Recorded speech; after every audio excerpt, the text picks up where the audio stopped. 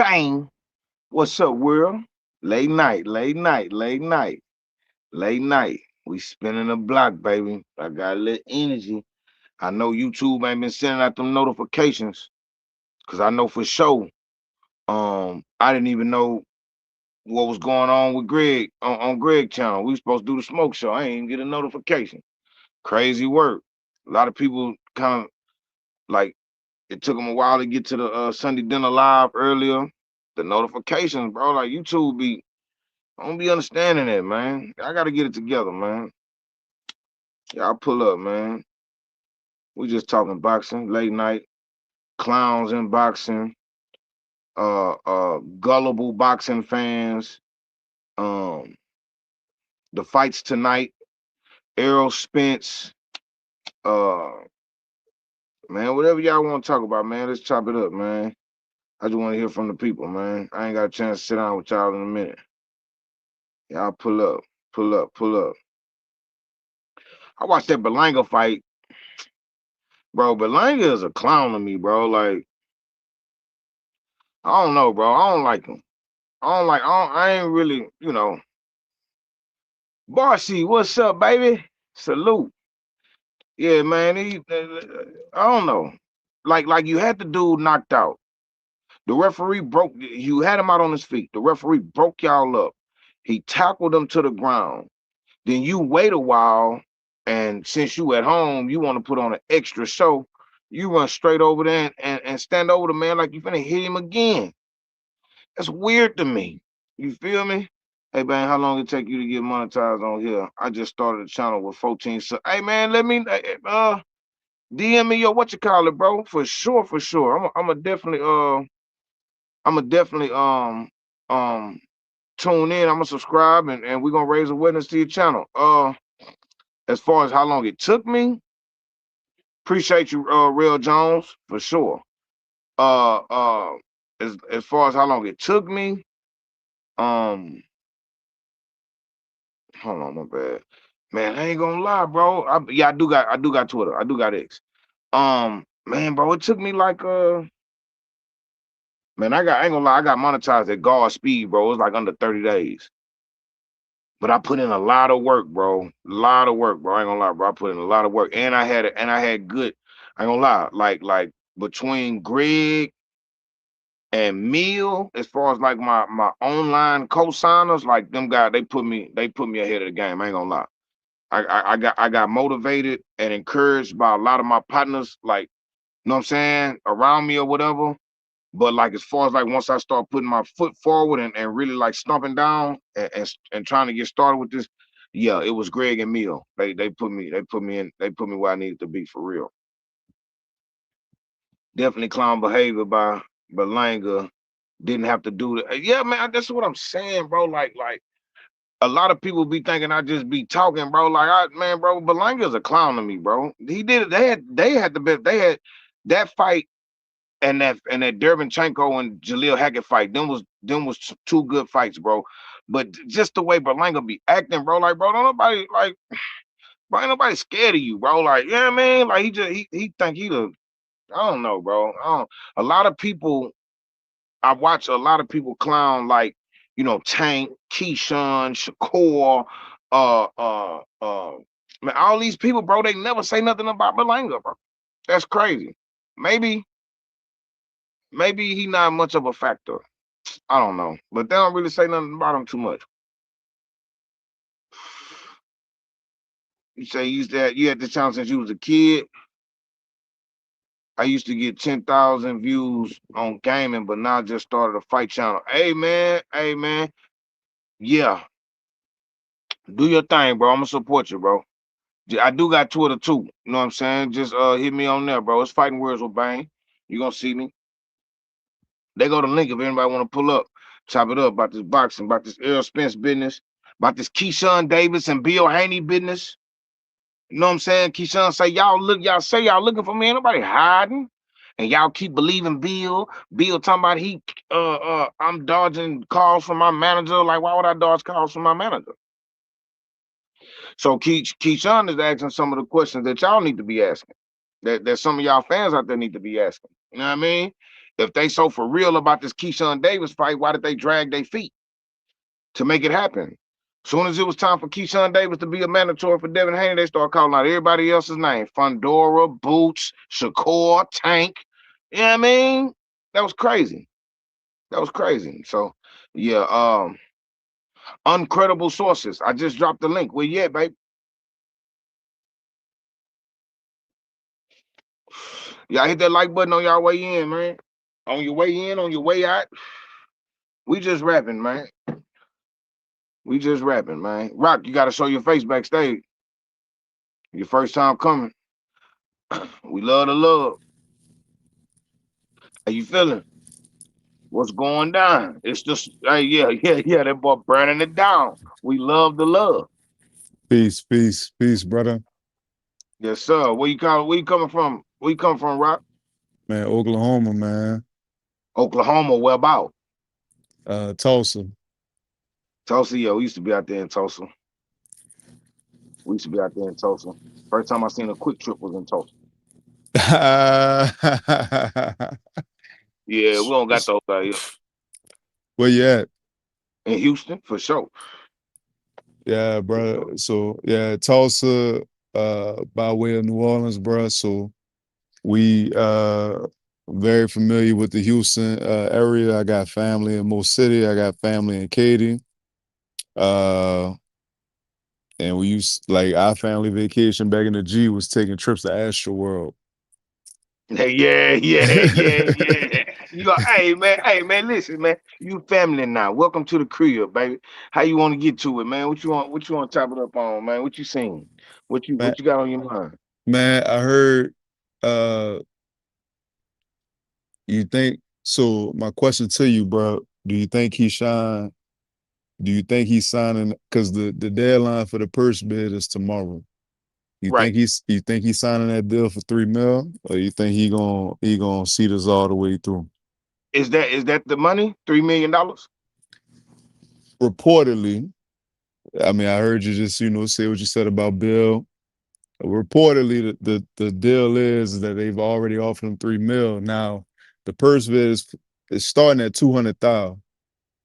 Right. So 200,000, obviously, like top rank, whoever is, they're gonna bid higher to get this fight. But right now, apparently, Team Haney is offering him 3 million, which is more than what he gonna make off of the purse bid with the deadline tomorrow.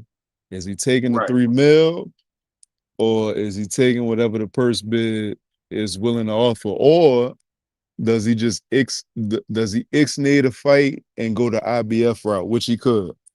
Hell no. What for? What for? Here's the thing. If that fight, if they offering $3 million to Keyshawn or to the fight, what you No, saying? Tukey, Three no, million. Tukey Shine. Oh, take that. Apparently, yeah, Take that. Take that. apparently, so Top Rank is the top bidder right now, obviously. Right. Um, and right now, the offer between Top Rank and Devin Haney Promotions is they offering Keyshawn 3 mil right now, or 3 mils on the table flat. Right. Uh, before letting it go to purse bid and Keyshawn possibly being offered lower. They're trying to negate it from going to purse bid. That's the reports. I'm not Team Haney. I'm not Team Davis. Right. It really don't make me no never mind. But apparently the report right now is that they offering Keyshawn a flat fee of 3 mil right now. The challenge for the belt. Does Keyshawn sign that tomorrow, or does he let it go to purse bid, or does he petition to the IBF to take the Liam Paul route at 147? No. Hell no. Because he ain't getting 3 million. That belt don't come with $3 million in that Paro fight. So I would definitely take this Devin fight. It's a bigger fight. It means more, and I get jury on top of a big payday. I gotta rock with it. So I don't know the stipulations to it. I don't know everything that's going on with it. I don't even know the business. You feel me? But if Right, I'm Keyshawn, and that's like an option, because I don't think Keyshawn is a $3 million fighter yet. You right, feel me? So if they offering 3 million for a Devin Haney fight, I'm taking that if I'm Keyshawn.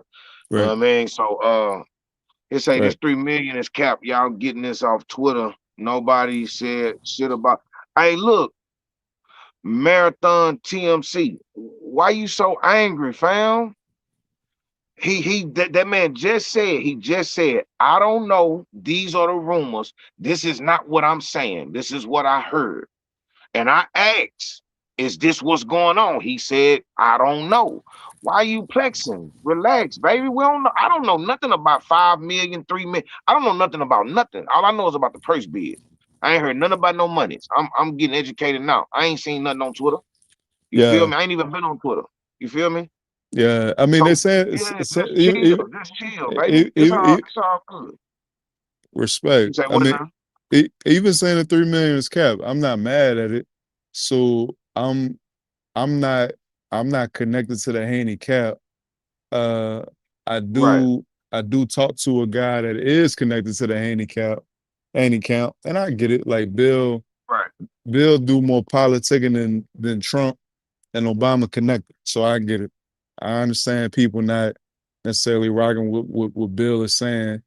Keyshawn went on live today and said that he gonna beat Devin's ass. So Right. my assumption is that whatever deal is in place, Keyshawn is ready to accept. And obviously Keyshawn, the whole reason for the extension in the first place, because mind you, this purse bid was supposed to be done by last week. They extended it for another week.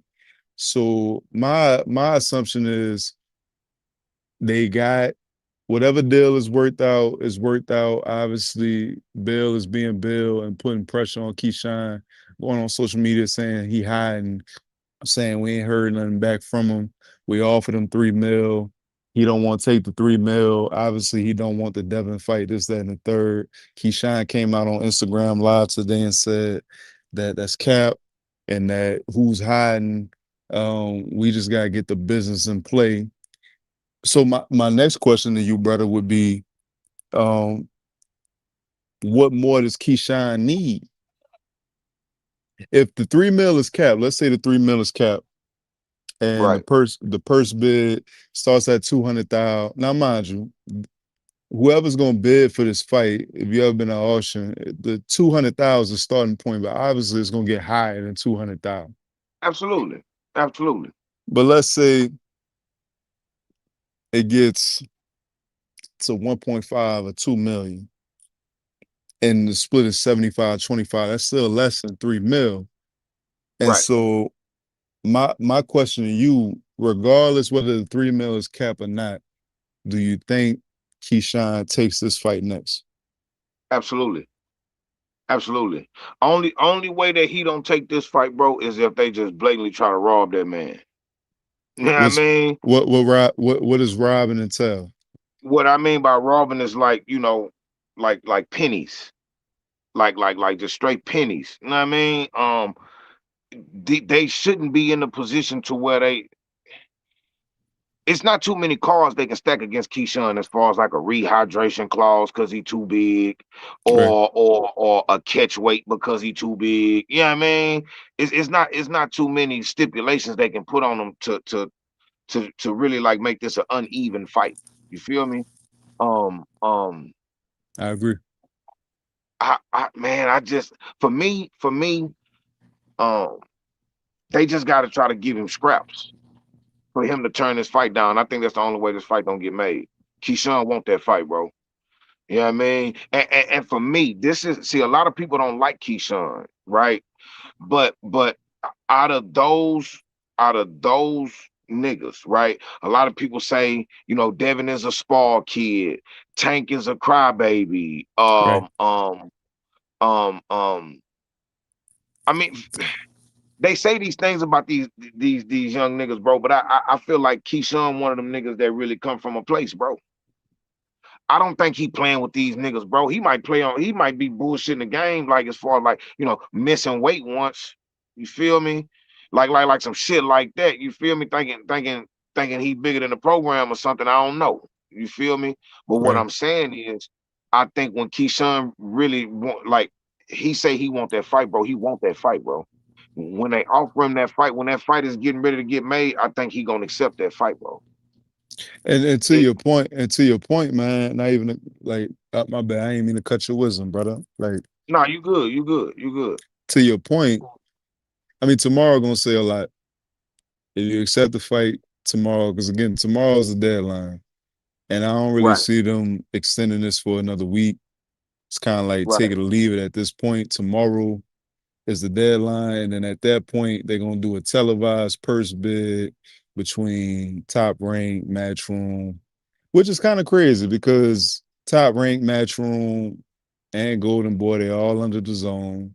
So right, it really shouldn't be so much it shouldn't be so much static between how this fight gets made.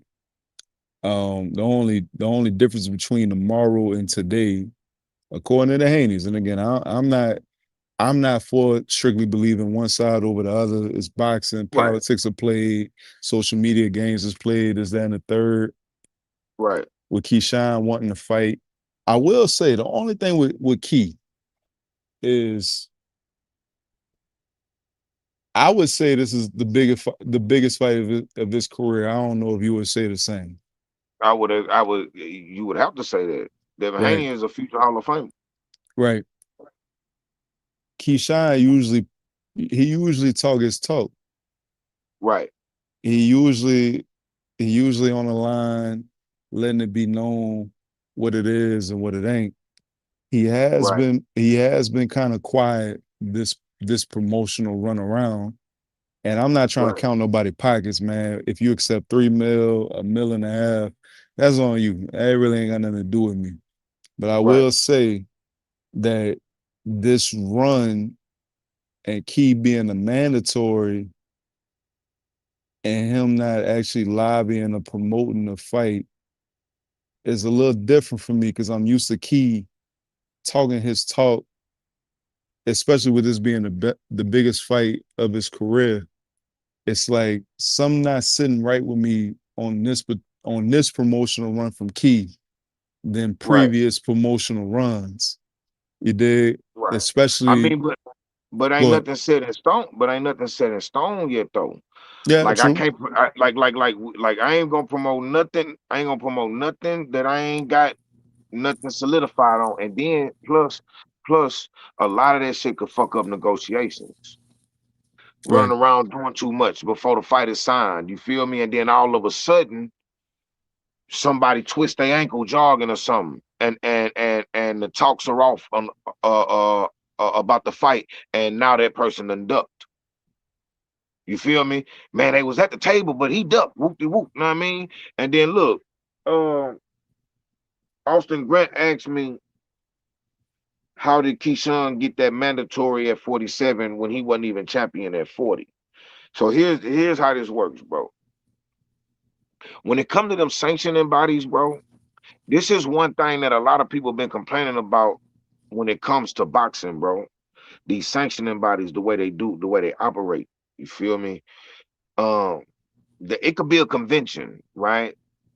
Start paying attention to when the conventions are and the expos, the WBC, WBO. Just start finding out when all these conventions are.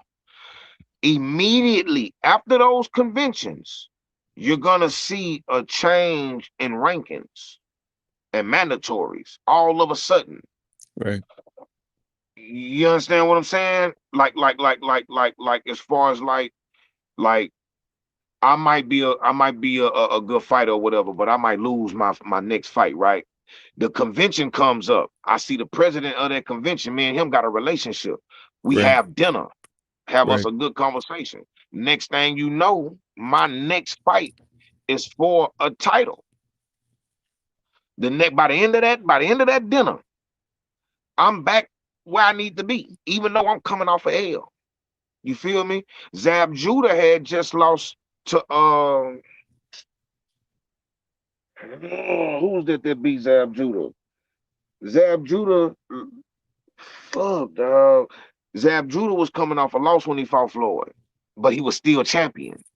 right, You feel me?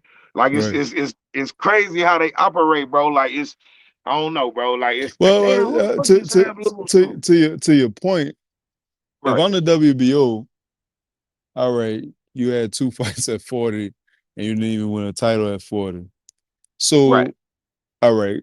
this is my It's deep theory. This is my deep theory. If you can right, indulge me for about a minute, it's my deep theory. The WBO has already, and the president, Gustavo, has already been very vocal about how he um WBO, the sanctioning bodies as a whole is having a tough time dealing with the Zuffa thing. So right, Gustavo says, hey, in his interview with the cigar talk, he right, said, man, we willing to work with Zuffa. Zuffa is willing to abide by WBO rules, which we already know IBF has a they already strained their relationship with Zuffa when they stripped Jai Patai from the cruiserweight chip. And so right, they're trying to figure it out. WBC has already seemed to figure it out with Zuffa because you got the Ryan Garcia and kind of Ben Fight next. So WO is still trying to figure this out. We will rock with Zuffa as a promotional company of Zuffa if they abide by our rules. All right. right, People thought Dev was signing with Zuffa. Turns out he's signing another multi-fight deal with the zone. right. And so the biggest question today is why we don't have a date locked in yet.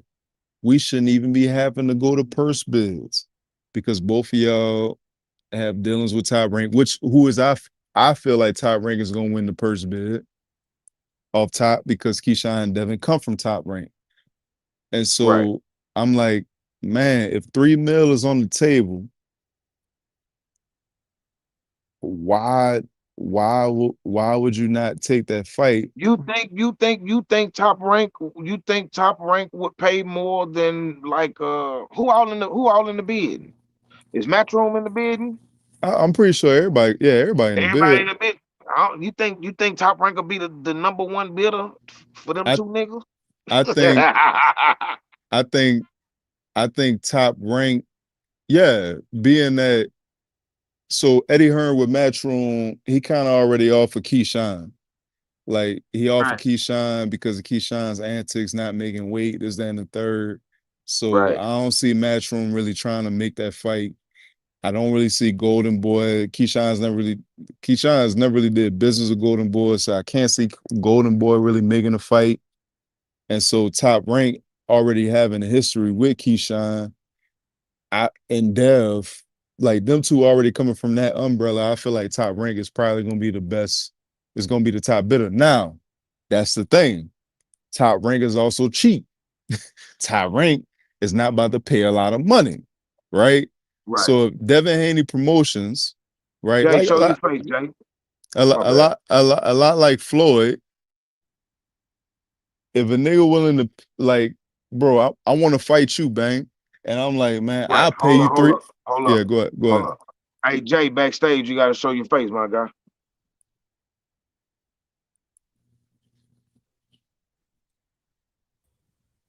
All right, we good. Yeah, All right, if keep showing it. Yeah. No, you good. I just want to make sure you human. Appreciate yeah, Okay. you. I thought yeah, my driver's license was good enough, but okay. yeah, Yeah, no. if if if if if I say bang, listen, purse Think bid tank. versus going to purse bid, man. Listen, at purse bid, this because of your history, because and mind you, we got to go off of Keyshawn history. Dev has never missed weight. He's always came to Right, fights on time, professional. He even fought Ryan Garcia, even though Ryan Garcia was 4 or 5 pounds overweight. This and the third. Keep It's showing. right, really best on Keyshawn history. They say, look, if we go to purse bid, we not gonna get this much for this fight because niggas don't know how you coming. No diddy. yeah. It's a gamble. It's a Right. gamble. So Devin Haney Promotions, which he's done before. He's done this before. I'll pay Right, you 3 mil, like Floyd did. I'll pay you X amount of dollars out of my own pocket to make the right, fight. Flat fee.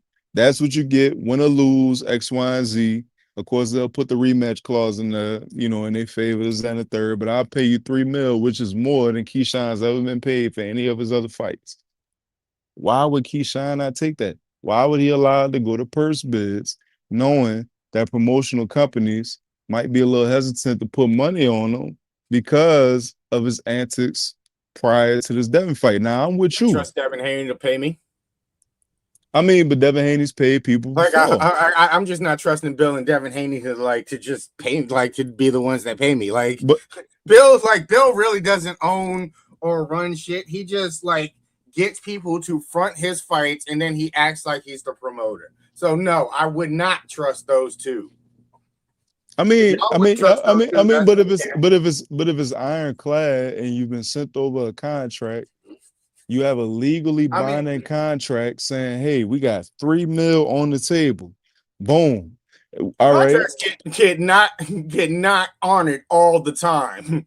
Like, there are contracts that have not been paid out a whole bunch of times. It's not like just because you got a signed contract, people always pay them out.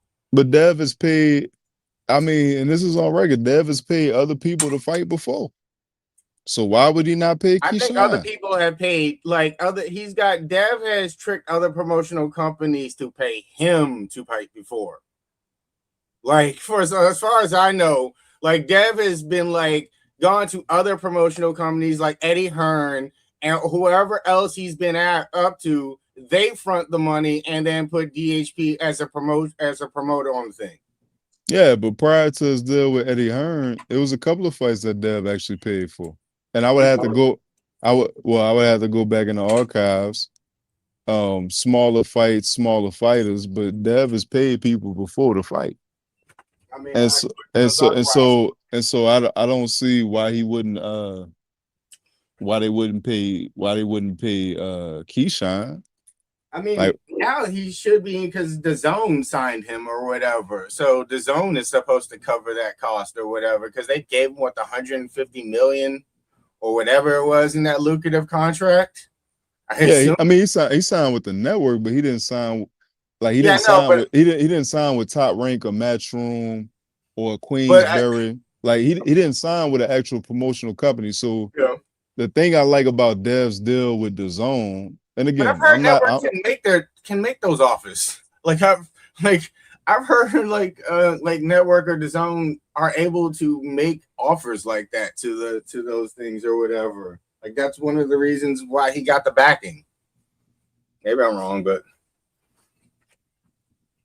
and the Zuffa can't pay for it because they're not they're not yet a promotional company with WBO or whatever until that.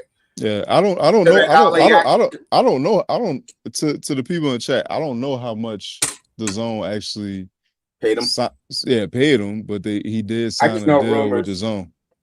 Yeah, he did sign a deal with DAZN. So, and then his team is running around saying he signed with DAZN. So I don't think they would run around saying that he signed with DAZN if he didn't actually sign with DAZN.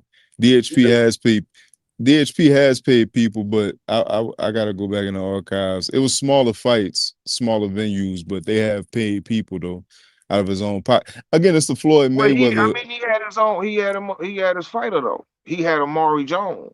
Amari Jones used to be over there, but he not no more. Hold on, hey Case, backstage, you gotta show your face. Case, backstage, you gotta show your face. Yeah, Top Rank is paying. I mean, if they are paying a lot better, that's good. I just don't see why we get into the deadline tomorrow.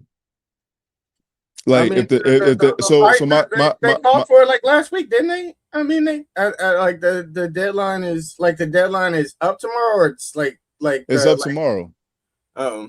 It's up tomorrow. So tomorrow is pretty much the last day for them to make a deal.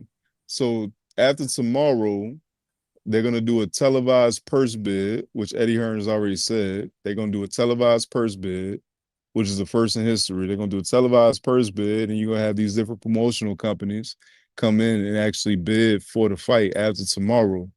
And so to evade all that, Team Haney has said that they offered Keyshawn $3 million flat to avoid the purse bid and all this, that, and the third. And mind you, it's rhetoric, it's propaganda. I don't believe Bill's team. So we can't go with that. Bill's Haney's team has said, because if you say that, I automatically think it's a lie. So I don't trust Bill's team. When Bill says the sky is blue, I go outside and check. Hey, Boxiana, you want? Hey, man, you want to pull up right quick? Boxiana, you want to pull up right quick? You should pull up right quick. Yeah, Bill be lying his ass off. But listen, man, listen.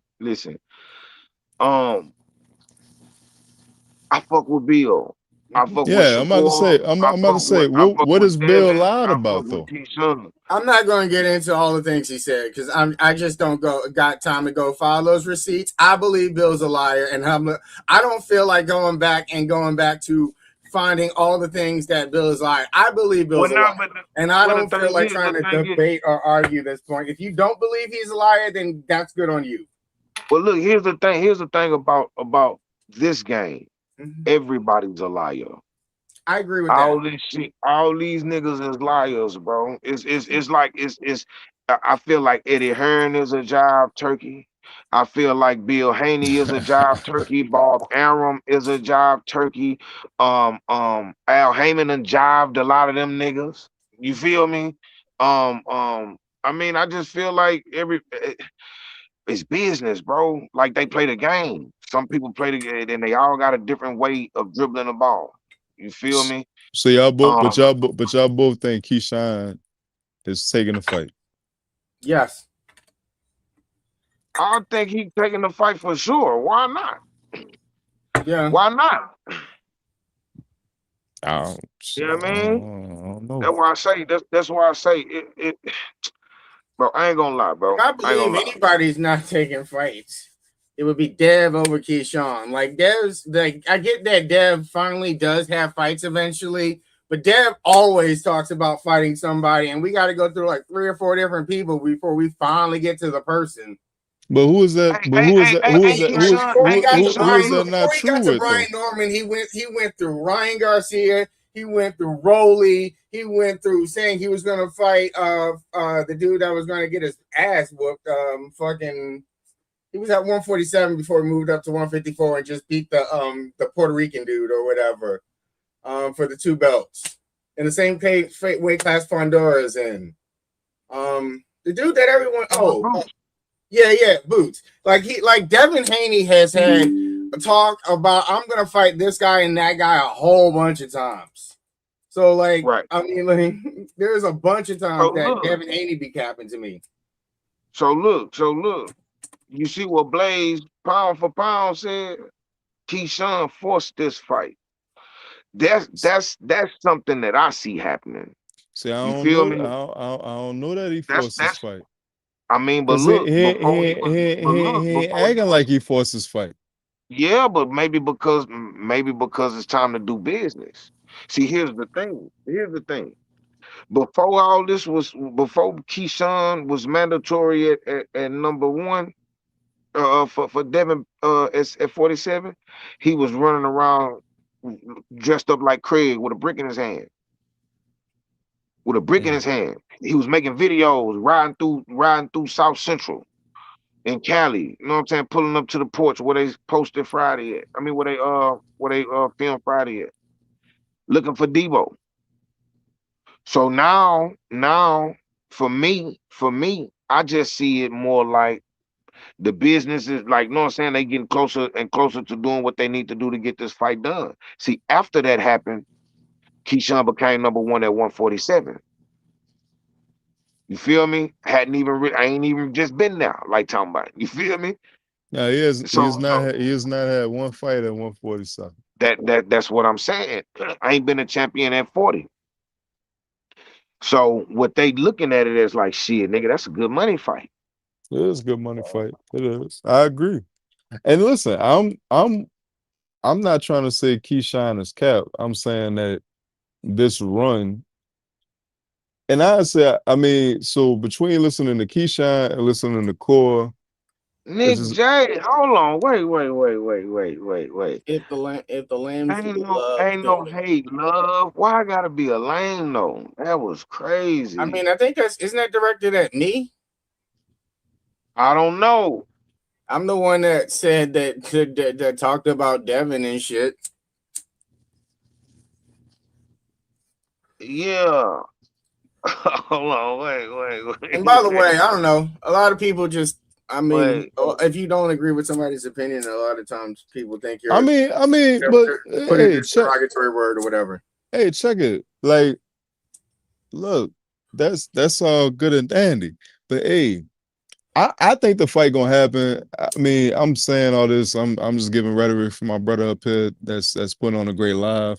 I think the fight gonna happen. I think Keyshawn Devin gonna get down at 147. I think it's a big money fight. Both of them would be fools to pass it up. I'm not sure about big money fight. I think it's a really good fight. I'm saying big money fight in what it draws in the back end. I'm not talking like so. I don't. I mean, Keyshawn. If Keyshawn's going like if he takes the $3 million, he's gonna make more than he's ever made for one fight. And Dev is finally gonna get the lion's share of a big money fight. So when I say big money fight, it's not big money. Like I'm not talking about Canelo Mayweather numbers, big money. Like it's not that type of big money fight. But for the like Ryan Garcia, for the economy in 2026 is a big money fight. Okay. So big money fight. So I think they both gonna take the fight. I'm just more interested in how Keyshawn gonna show up. Like, how do you show up to the biggest fight of your career being 15 fights in? I don't want to hear like, man, I ain't really take this fight serious. They was playing on the negotiations, was in the third. I'm more interested in seeing how Keyshawn gonna show up to this fight because your big homie Core lines you up a little bit. I ain't gonna lie, because it's supposed to be your big homie Core, right? He said, "Nah, I'm doing my thing. This was the play to get Keyshawn to fight." But I think Keyshawn forced your Core out of it. Like I don't think it went the way you think. No. Keyshawn was like, "You're not going to take this fight from me." No. Core said on Fight Hype on a Fight Hype interview, like he either got to fight me or Key, but this was always the play. And when he referenced it always being the play, it was immediately after he talked about putting Dev in the corner where you got to fight either me or you got to fight Keyshawn. And so and Core also said in that same Fight Hype interview, I don't want to step on Keyshawn's toes. Like I don't want to step on his toes. So that leads me to believe that, hey, this was always a play to get Keyshawn the Devin Haney fight, this, that, and the third. And so that's why I say like Core kind of lines you up with Dev, because now you're in a position where it's like, well, damn, Core say he don't want to step on your toes. Team Haney is saying they offered you $3 million. We got Top Rank to give a week extension for a purse bid that shouldn't even really be that complicated. What's the problem? And even watching Keyshawn's live today, I'm like, he went on live to pretty much prove, like, man, I'm not hiding. But he ain't say nothing. What are you saying? To be fair, I don't listen to a lot of people's thing. When I say Devin Bill liars, just because I just believe they extra about it. I just don't really believe people's public statements a lot. And I'm with you on that. Believe half of what you see, most of what you hear. So I'm with you on that. So that's why I'm going off of direct quotes. Key didn't come out on his live today and say, he said, I'm gonna beat Dev's ass. He didn't say anything about the business. Core comes out and says, like, I'm not trying to step on Keyshawn's toes. Like, hey, like pretty much angling towards he should fight Keyshawn. So my only question is for Keyshawn people, because I like Keyshawn. I think Keyshawn's an amazing fighter, and I think when he's focused, he's one of the most dangerous fighters for 15 and 0. I think for Dev. Yeah, if it happens, I think Keyshawn lacks in experience because he's only got 15 fights and being acclimated to the weight class. But if I look at Keyshawn's skill set as a boxer, this is a very dangerous fight for Devin. No, it is. But why isn't the deal done yet? Like, get the deal done. I mean, I just because I don't know. I blame Devin's side for why deals don't get done, but really both sides are probably to blame. But honestly, just Dev has a lot of times he does have trouble making deals. A lot of the times, and I don't know. So I just figure it'll eventually get done. Hey, bro, what do you mean by that? Which I mean by what, that Devin has trouble making deals? Yes, sir. Besides the fact that he only made one deal with Brian Norman in like the last year, and he had like 3 other offers. That's kind of what I mean. Okay. Yeah, didn't make a deal with Rolly. Didn't make a deal with Ryan. Didn't make a deal with Boots before he moved up to 154 or whatever. I don't know. Like he was talking about having deals. At one point, I heard Devin trying to heard about Devin or rumors about Devin trying to make fights with all those fighters, and only one of them got done.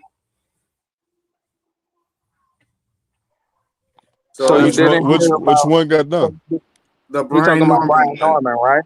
Yeah. But you didn't hear about that it was supposed to be Tio. He was supposed to be fighting there. That everything from Devin's side was done, signed, sealed, and delivered. And Tio in the 12th hour said, "Nah, never mind." Yeah. Now Tio ain't want nothing. You didn't hear that? Some problems too. But Hey, hold on. But you saying that it was Tio, Devin's fault. look, hold on. Tio ducked him. Tio ducked Keyshawn too. Tio ducked Devin, and Ryan cheated to beat him. Yeah, whatever. Oh yeah, but hold on, Bang. Victor Conte. Hold on, Bang. Victor Conte, gram of our screen doesn't do a damn thing. Bro, how you know? What? Hold on. Wait a minute. Why is it there? That's one. Are you cycling off? That's two. Number three. Okay, number so three. what is Devin doing with fucking Victor Conte, the dude that literally teaches people how to get away with steroid use or performance enhancing drug use? But look. Here's the thing. Y'all can miss me and kiss my ass on that whole Ryan thing. That's first and foremost. I show. Hey, here's but listen, the thing, brother. though. Listen, brother. So look. I'll let kiss my ass shit. We ain't doing that over here. I don't know you. You don't know me, my nigga. We won't do nothing like that around here for sure. You know what I mean? I tried to give him some grace, but yeah, we ain't doing that. You know what I mean? Like I don't see how the fuck do a nigga ignore the fact that the nigga? Why do people ignore that part? Like that's one of the most important parts of this situation, bro. The nigga had some shit in his system and he was overweight. My nigga. He was overweight on a scale, so you know he was way overweight on fight night. I mean, I'm just saying. You feel me? Of course he was doing business with Victor Conte. A lot of these niggas was. You feel me? But who got caught? Who got caught? If I sell dope and you sell dope and you got caught, I don't sell dope. Off the rip. I don't sell dope. You feel me? So, you know, it is what it is. Look, that nigga say bitch ass nigga. Look, he look his little girly ass just left me a text message calling us bitch ass nigga. Cause he a Ryan lover. I was trying to get to the point that I was trying to get to was okay, all right, he cheated him. It got, you know what I mean, it got overturned. Cool. We back to square one. Let's get it popping again. Okay. I beat Jose Ramirez, and you supposed to beat Rolly, and our fight is already scheduled. It's already in the contract for us to fight next. How did Devin fall out of that? He was supposed to fight him right at. He was at the ring to do their face-off right after he beat Rolly, but he lost to Rolly and then said he was injured and had to go do surgery, which he never actually did. That's why Rolly was waiting, because they was going to possibly do a rematch with him. I'm trying to figure out what he meant by Devin was the one that was holding all these fights up. That's the thing where he lost me at. But also he said that no speaking facts at this point. He's speaking facts. You know what I'm saying? He was missing me. But hold on. Here go one more thing that I wanted to play. This is Dan Rafael, the boxing insider. I'm about to play. Okay, interesting. Devin Haney has signed an exclusive deal with DAZN. Interesting that Haney was being wooed by Zuffa Boxing. What does this mean right now for Haney and potential next fight? Elaborate. Well, I reported that he has signed. I reported that on Wednesday night. That is a done deal. Signed, sealed, and delivered. Not announced yet. Will be, I am sure, in the coming, could be while we're doing the show for all I know. Right. I haven't checked my email or my text messages. But he's going to be with DAZN. This is twofold. Number one, DAZN, even though he doesn't have a promoter, this is now the second deal in like the last week that they've done direct with a fighter. They also did the same thing with Teofimo Lopez. What it does is it gets another top quality fighter, a top quality name that's going to be on DAZN. And because they work with all the other promoters that are of consequence in terms of the big promoters, it opens up the rosters of all of those promoters to make fights with Devin Haney in his weight class, which is welterweight, where he's the WBO champion. Now, but the second, it's a preemptive attack on Zuffa, because Zuffa was trying to sign him also. As a matter of fact, I didn't put this in my story because I didn't nail it down until after the story was published. But I was told after he had decided he's going to do the fight, he's going to do the deal with DAZN, but maybe before he actually signed the contract, there was a very hard press in the final moments or the final hours from Zuffa to get him to change his mind, and he didn't change his mind. All right, so it's a longer video, but that's the point. That's the shorter the longer. You get what I'm saying? So if that's telling me that their initial deal was at 100 million from Zuffa, then they had to offer him more or something more. That you get what I'm saying? He had to be enticed by more. Now I ain't saying it's 150, but that's telling me that when you're on the same, on the same path or the same, area in the same ballpark as far as money is concerned. And then plus DAZN, which is what I didn't understand about Cora going over to Zuffa, DAZN got all the killers there.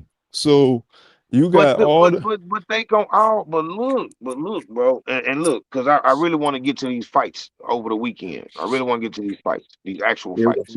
But listen to me though, right quick. You know what I'm saying? And I don't know how many people are gonna see it the way I'm seeing it. Turki Al-Sheikh owns most of Zuffa. He owns pieces. He got money into DAZN as well.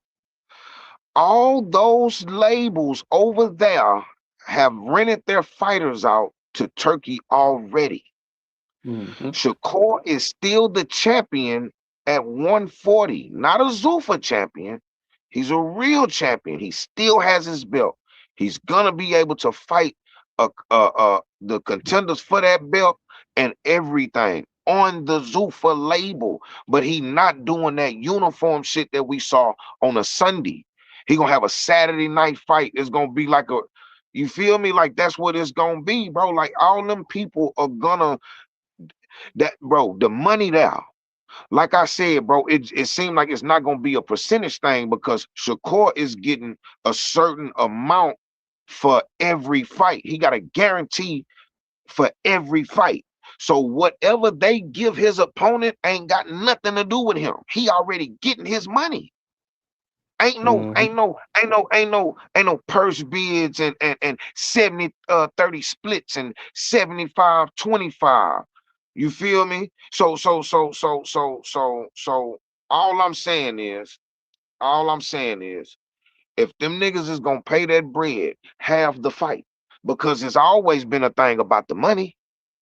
It's always been a thing about the money. T.O. was running around crying, talking about he ain't never get his big just due payday. You feel me? So all I'm saying is, let's just wait and see. Ain't nothing happened yet. Absolutely nothing has happened yet. You feel me? That's all I'm saying. Ain't nothing happened yet. So I don't even what I'm saying. I don't know. You feel me? But that's what it seemed like. You feel me? Like as far as like these niggas is getting like Shakur signed a deal, a multi-fight deal for this amount of money per fight. If that's the deal and that nigga ran over there without thinking twice, bro, it was something lovely there. These fights gotta happen. They gotta happen, bro. I feel like if a nigga, let's just say, because here's the thing. When we start talking about Shakur, who are we talking about he ducking? Because here's the thing. If it's Devin can he did business with Turki before already. We can have that fight. But here's the thing. Keyshawn is his mandatory. Keyshawn on Top Rank. How come when Keyshawn became Devin's mandatory, they start screaming Shakur, Boots, Fundora? Why did they start doing that? Shakur was talking about competing at 140. So Shakur said, since you said my name, let's compete at 4. I'll come down to 44 and give up your belt. Since you want to ignore the fact that Keyshawn is your mandatory, give up your belt and come fight me at 144. You gonna do that? I'm not saying that Devin them is scared of Shakur. I'm not saying that they scared of Keyshawn. I'm just saying let's look at it from all angles. You feel me? I don't know. Well, I don't know what's the only reason I would refute that is because of Shakur's interview with Fight Hype, which he right. said this was always the play, which is Dev fight Keyshawn. And to be fair, Right. as a Shakur fan, like when you're talking about Tank, Shakur, Dev, when you're talking about that big three, I'm more of a Shakur guy than I'm a Dev guy. So I think Shakur and Dev is like the next Bud and Arrow, to be honest. I think that is the next big super fight. So if Shakur is like, man, nah, fight Keyshawn first to build up hype to that fight to get as much money as you can, I'm not mad at Core. Right. Which again, I'm like, I'm like, he said in the interview, I'm not trying to step on Keyshawn's toes, which leads me to believe that he's leaving room for Keyshawn to actually take the fight. So I don't think it's a versus popular belief. I don't think it's a thing of Core actually ducking Dev versus letting the fight actually build up. Now the thing with Core signing the Zuffa is, my nigga, you gotta get some big name fights in there. At this point, Dev done fought T.O., he done fought Kambosos, he done fought Ryan Garcia, he done fought Brian Norman. You gotta get some big name fights in there. Like, and you're not gonna do that with Zuffa right now. Like, you're not about to really make that many big name fights with Zuffa because they don't got that many people under their roster. But I think that Dev versus Keyshawn was the play. I'm not saying Core is But ducking. look. That's what I'm saying. That's what I'm saying right there. That's what I'm trying to. That's what I'm saying. It don't have to be a Zuffa fighter. He's Shakur damn near bigger than the brand. You feel me? Like the way that they finna LeBron James this nigga. Like right now, like he got the world at his feet right now with them niggas. You feel me? So what I'm saying is the fight that he have don't have to be against a Rayo. It don't have to be that. It could be the Gary Antoine. He said, I want a Gary Antoine Russell. That's what he said. So if let's just say he get a Gary Antoine Russell at 140 for a unification. How will we feel about the Zuffa move then? I mean, I'm just saying, if he fought Gary Antoine, because let's talk about it. I hear that fake Tank Twitter page, even the real Tank Twitter page, he says nothing about Shakur. He only says something about Devin Haney. He don't, all the niggas who you say bitch ass niggas and he'll fight this nigga and knock them. He don't talk about Shakur like that. Shakur stopped saying his name, so he stopped saying Shakur name, and he be all this shit on Twitter be about Devin and all them other niggas. You feel me? So Tank was out the question for a Shakur fight. So he ain't ducking Tank because Tank don't even want the fight. So when we start talking about Devin Haney at 147. Devin Haney at 147. But so Ryan Garcia doing business with Zuffa right now under Golden Boy and the Zone. If Shakur want a Ryan Garcia fight, guess what? It can happen because something like that is happening right now. Conor Benn versus Ryan Garcia is Zuffa versus Golden Boy and the Zone, Paramount, the Zone. Yeah, but That's what I'm saying. they got some personal stuff going on. That fight, I ain't gonna lie, that rematch may never happen until Ryan Garcia on his last leg. I ain't gonna hold you. Because they could have made that fight prior to any deals being announced. I mean, Ryan Garcia only got like what, one fight under Golden Boy left. So No. I think you missed what he said. He's saying that Ryan and Conor Benn is a the Zone and Paramount collaboration. It's basically Right. what you're saying, right, Ben? But the thing with However that is. The thing with Ryan is that he already sold his rights to his next fight to Turkey. It was supposed to be Devin. Right. You get what I'm saying? Right. That's why basically like Oscar didn't have a leg to stand on there. You get what I mean? Right, Okay. right, Okay. right. But wasn't And, really and, no. and You know what I mean? I'm with you on that, and I Yeah, appreciate it was that. I supposed to appreciate be the that Devin information. fight. I'm with you on that. I'm with you on that. So I can't refute that. That's good So information. now I when can't they refute pop that. in like, hey, we want him to fight Connor. You know what I mean? We just switched the opponent, but I mean, it's still our fight. You get what You I'm see, saying? well, I That's why Dana White was always saying like, nah, I'm promoting the Conor Ben and Ryan fight. well, And I Oscar was trying to always come out and say, nah, he ain't promoting that. Come on now, Ryan's with me. Like, nah, bro.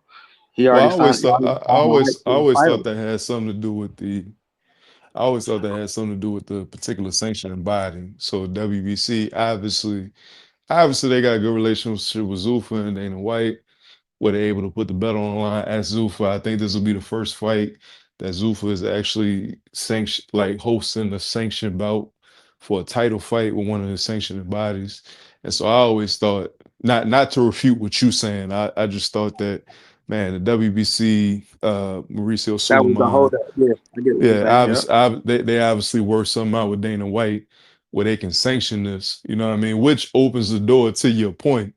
It opens the door for more possibilities of fights because, like, if the WBC, the most prestigious sanctioning body out of all of them, can figure it out, why can't the IBF, the WBO, and the WBA figure it out? You know what I mean? So I'm with you on that. I'm with you on that. Hey, look. Hey, look. Hey, let's get to these fights though. What y'all seen this weekend? I seen the Wash War between Earl and Tim Tszyu. I think that I mean, and I'm an Earl fan, so let me just say I'm an Earl Spence fan. I remember I was not that I know Earl personally like that. I was living in the DFW area for a time, so I would pop in the DeSoto gym and actually watch Earl. Like I really just started getting really heavy in the boxing around 2016, and Earl became like one of my first like actual favorite fighters. So I'll pop in the gym and actually watch him work. So I'm an Earl fan. Uh, Between him and Tim Tszyu, I, like my partner called it the Wash War between two washed up dudes, and that's exactly what Right. the hell it looked like. I ain't gonna lie, it looked like a war between two washed up dudes. It's kind of past their era. I'm not mad at Earl for retiring. I, if anything, I don't know how much Tim Tszyu actually got left in the tank at 31. That's my thoughts on that fight. Tim Tszyu won the fight, but it just was a nasty fight. As far as the Fury and Joshua fight, I'll wait till we get there. But with the Earl and Tszyu fight, is like nasty for me to be waiting up till 10:30 to watch that fight. I ain't gonna lie. What you think about that double do? Shit. I love the definitely the attempt to pop back out for Earl.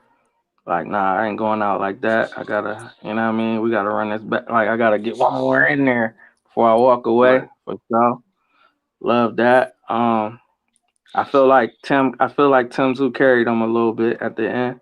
Yeah, Absolutely. He didn't have his leg. Earl didn't have his legs with him early. I like this walkout though. I like the Aboriginals. That I like what he did with that. That was fire. But Right. yeah, he didn't have his legs with him. He it was a bad. I mean, he looked good probably like the first 2 rounds. right. Yeah, Oh, he did. He did. He looked He sharp. won. He won. No, it was the second and the third round. okay. So yeah, Yeah. second, third. I Yeah, had it second and 4-4 third. going into 9. I actually had it 4-4 going into the ninth round. So I Oh felt like no, not at all. me personally, because I can see what you're saying, but yeah, I yeah. still felt like the momentum was. You know what I'm saying? I felt Nah, like the he was momentum on. was in Tim Tszyu. It Yeah. wasn't like, so when I say 4-4, I'm saying, damn, within that first 5, Earl looked really good 3 out of that first 5. And then Tim Tszyu kind of picked it up going, and then 4-4 going into that ninth. To your point, I think Tim kind of carried him from that point on. Like really, like where it became evident. You know what I mean? Like them, it was some swing rounds in them first 8, So I'm not gonna say like Earl was like it was like a clear 4-4. It was some swing rounds in that first 8. But to your point, from 9 on, I felt like Tim Zoo carried him, which is why I was like, yeah, it's Earl done. It's time. It's time to go ahead and pack it up. What you thought, man? Yeah. Shit, I only had Earl winning the second round, and he won the third round. He won more of the third round than Tim Zoo did. So I gave him that third round because Tim Zoo started to get his shit back around the end of that third round. And then after that, it was just downhill for Spence all Yeah. night long. I didn't see Spence win one round after that. I posted my scorecard. Every fight, I like when I watch a fight, I'm starting to post all the scorecards on Twitter and on my YouTube community. You know what I'm saying? Yeah. It's up there. I mean, yeah, man.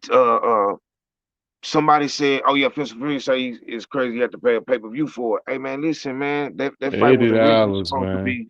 It was supposed $80. yeah. It originally Nasty. was supposed to be for Jamal and Cool Boy, but it was an unfortunate situation with Jamal and a disrespectful situation with Cool boy. 10 pounds yeah, man. overweight. That nigga That Nasty. was diabolical. awesome, boy. Smooth off, bro. $80. That's all I kept saying on my live last night.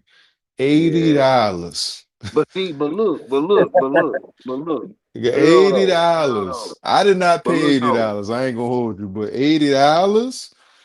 Right. Nasty. So look, so with Earl though, the thing about Earl, nothing was there for him. The power, the reflexes, the base, like he looked weak. Yeah. That was the crazy part. Like he looked weak. Yeah. I hated that. I hated to see that in the beginning. So after I learned to live with it, I probably learned to live with it probably after like the 4th round. I start telling my brother and shit. I was like, man, I think Spence finna get stopped. You feel me? I say that he finna get stopped, bro. He rattled like his bro. That nigga say he flew 40 feet in the air in that car wreck, and when he landed on concrete, he didn't break nothing but his teeth. Yeah. You feel me? Like, bro,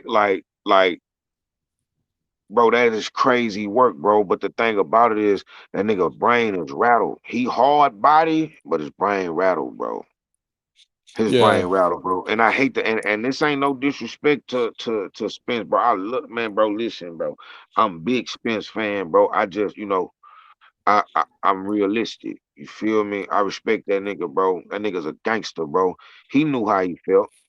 He knew what Yeah. training Yeah. camp Yeah. was Yeah. like. Yeah. Yeah. Because Yeah. look, Yeah. if you look at he was at 60, but look at his body though. Pause. You feel me? He wasn't so like he didn't look like look at that fight and then go look at like the Ugas fight or something like that. Like Yeah. where he was cut. Like know what I mean? Like everything was just But it was even leading cut. up to the fight, even leading up to the fight, like the fight was originally supposed to be at 154. And then they Right, bump right, it right, up to right, right, right. You gotta 158. make the weight. And then he Right. said, and then he petitioned to go to 160. So obviously he had, and so, and even over the last 3 years, it's like, if like I follow Spence on Instagram, that Right. nigga wasn't worried about boxing. He wasn't Yeah, worried but about see, boxing. yeah, Yeah, I mean, and like then look, he wasn't worried about it. Like, right. But you know what look, I one thing mean? you gotta remember, check me out. One thing you gotta remember about Instagram, that's a freeze frame. Yeah, for That's a sure. quick video, 3 minutes at the most. You For feel me? sure. Man, bro, like you can't, I you'll mean, never know. you can't take everything for face value, Yeah, but you even can't never, you but can't but never 2 years gauge ago, your folks. but mind you, 2 years ago, he was saying he wanted Fedora, right? He got in the Right, ring with him, all this, then the third. This right, like so I'm just going not just Instagram, I'm going off of the moves in general. The Fedora fight didn't happen. That was supposed to right, happen all of 2024. That didn't happen. right, And I mean, when you combine that with just his mannerisms, even how he promoted the fight, Spencer's not a big promoter, so I'm not saying that Spencer's get out here, he talk a lot of shit, and then he just whatever. Like that's not his style or whatever. But just leading up to this fight, not that he wasn't focused on the fight and that he didn't want to win the fight. I absolutely believe he wanted to win the fight, you hear me? But it just, that dog wasn't, like, I just didn't see that dog in him. And I'm not saying that Bud took the dog out of him.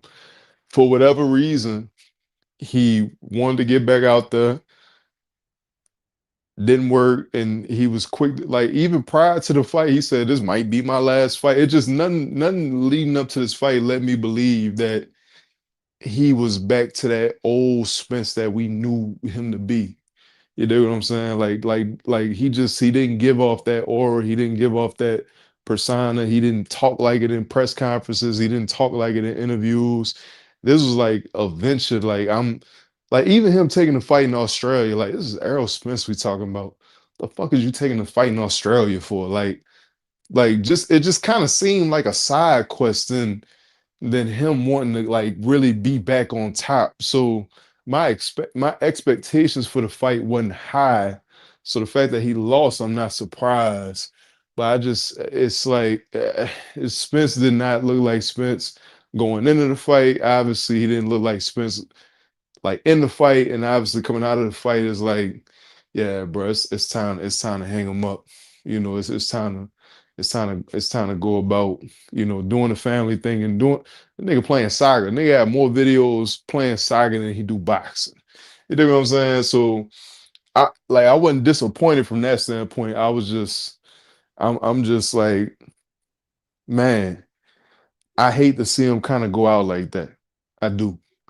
Cause for Right. me, I'm almost like, bro, you could have just stayed retired than do that shit. $80. I kept saying this on my $80 Right. for that. Right. Now, mind you, shout out to the chat. I did not pay $80. I'm from around the way. We're gonna find a way, but I did not pay $80 for that. But had I paid $80, I would have been hurt. That shit was Right. ass. I would have been hurt had I paid $80. And you don't get Cool Boy stuff, and you don't get Jamar Cholo. I can't even remember the niggas that was fighting before him. But $80 for that last night, they could have threw that to us on Prime Video for the love. $80 for that? Nah, you could have kept that one. $60, and make it even more worse if you don't got the Zone subscription. $60 for the AJ fight. Y'all gonna stop robbing these people, bro. Y'all gonna stop robbing these people. Y'all wonder why the bootleg gang is so live. $80 for Hey, the look, Spence hey, fight, look, $60 for the AJ fight. Nasty. hey, look, the AJ fight. So I'm looking at the AJ fight. I see this nigga, he go out there. This nigga get in that clinch and get hit with that uppercut. Boy, them Man, knees turned into jail. man. I say, goddamn. I say, goddamn. That nigga knees and ankles turned into jail. I say, oh, hey, man. So he go down. Man, I don't know what kind of prep talk that nigga got in this corner. I don't be really listening to the commentary. Hey, man, that boy came out there. Oh, no, he got dropped twice. I forgot. He got dropped twice. Man. He said technically 3, but Yeah, the ropes. Yeah, the ropes both and held shit. him up, and I ain't call it. Yeah. Yeah. He come out there in that second round. He flushed that boy. But like I say, man, it looked like he just came out there with his hands in his pocket, dog. Man. Just waiting for the onslaught. You feel Man. me? And so they That was crazy. you try to build up the him versus Fury fight. I told my partners, I told my chat yesterday, like, brother, him versus Fury is gonna be some of the nastiest shit you ever seen in your entire life. Hey, look. This the crazy part. Nigga, that little secret fight that Fury just had, he damn near lost that. That's what I'm saying. That's exactly what I'm saying. Like, Fury had a fight I'm in Central Time. That motherfucker fought at 8 in the morning. I'm not waking up no 8 in the morning watching no Fury fight. It is what it is. I wouldn't even wake up 6 in the morning watch anyway fight. I watch the replay. It is what it is. So when but this particular morning, Saturday morning, I just so happened to be up. I tuned into the Fury fight. He looked like ass. AJ looked like ass. And these were supposed to be the build of fights to get to the fight and fall. Nasty. Right. That fight's gonna be nasty. I think they did themselves a disservice because y'all both look like ass. Now I get it. Well, no, I mean, It's fights to get the rust off, so I get it. I get it. But it was just a nasty day of boxing. It was a nasty day of boxing, bro. Nasty day of boxing. Based on them two fights, who you got in the Fury and Joshua? AJ gonna knock his ass out. Based on them fights I just seen, AJ gonna knock his ass out. Now, do I think Tyson Fury shows up? Because if you follow Tyson Fury's career, he shows up for the big money fights. If you've ever seen him fight a nigga that we've never heard of before, he looks like ass. But when you watch him against Wilder, I mean, obviously he lost the Usyk fights. Usyk is just special. It is what it is. We watch him against Dillian White, Derek Chisora. I think Fury shows up for that fight differently. But if we just going off of the fights we just seen this weekend, AJ gonna knock his ass out in 8. What you say, Bang? To me, right now, both of them niggas chippy. Right. They both still got what they do though. So here's what I mean by that. Tyson Fury still got that slickness, that he still got that slick style. It's still there. It's still there. You know what I mean? It's not what it used to be, but it's still there. AJ, he not the old AJ. He just run around, get knocked out left and right. You feel me? But he still got that power. He still got that one hitter quitter. He also still has that, you know, he'll get it off the canvas like how he did yesterday. You feel me? He'll get up and come back and get it. He still do those things. Who you know you what I mean? got They still though? do what they Who do. you got though? Who you got? I'm trying to figure out who I got and why I got. He working through it. Let him work. Go ahead, cook slow. Nah, because he trying to talk about it and work through it at the same time. He got an answer already. He just don't want to say it. But not really though. I'm starting like this is I'm trying to make I'm stripping everything down. I'm trying to figure it out. Man, I don't shit, bro. Okay, so look, here's gonna be here's the kicker. Here's the kicker. Right. If Joshua can't get his head off the line, he gonna get his head dabbed off. Right. You feel me? If Fury get hit by Joshua, he could go to sleep at this age. You feel me? See what I'm saying? And see, that's another thing. Fury still got that chin too. You see, Usyk, Usyk had that boy out on his feet. You feel me? Like he, right? You know what I mean? The Wilder fights. You know what I'm saying? And the Fury got a chin, but it's at this age, it's through. It's through. It's too much punishment, bro. Shit, bro. Fury might two-piece the shit out of Joshua. That jab and that right that come behind that jab, that'd be money for that nigga, bro. The uppercut. He just seen that Joshua is subject to get caught by the uppercut in the clinch. Right. And he delivers a mean bro. This a weird fight to gauge, bro. I can't say Fury gonna beat him and Joshua gonna beat him because neither one of these niggas are priming. So now. So we gotta save your pick for when it get close to the fight. Is what I'm hearing. Probably okay. just a little bit closer than what we is right now, bro. Because here's the reality. Here's the reality to it all. I don't trust now one of them niggas. You feel me? Bro, I don't trust now one of them niggas, bro. I got a question. When I'm thinking about this fight, what the hell took it so long to happen in the first place? What has Joshua been avoiding so long? Hey man, listen, man. I remember when I first saw Joshua, right? I was like, ooh, this nigga wild. It was a highlight. I think it was a highlight I seen of Joshua. First fight I seen from him was Charles Martin. but it was a highlight I seen of Joshua, and I was like, man, the UK got this big ass nigga named Anthony Joshua. He got 2 first names. I Right. never forget. I used to always say the nigga got 2 first names. And I say, man, I say, man, that nigga Wilder. I say, Wilder got a fight on his hands right now, bro. If they was to meet up, like from first look, this is like in the beginning, right? I'm like, oh, Yeah. that nigga can fight. You know what I mean? Yeah. So I started seeing like Wilder just become more of who he started to become, and I was like, nah, Wilder gonna knock his ass out.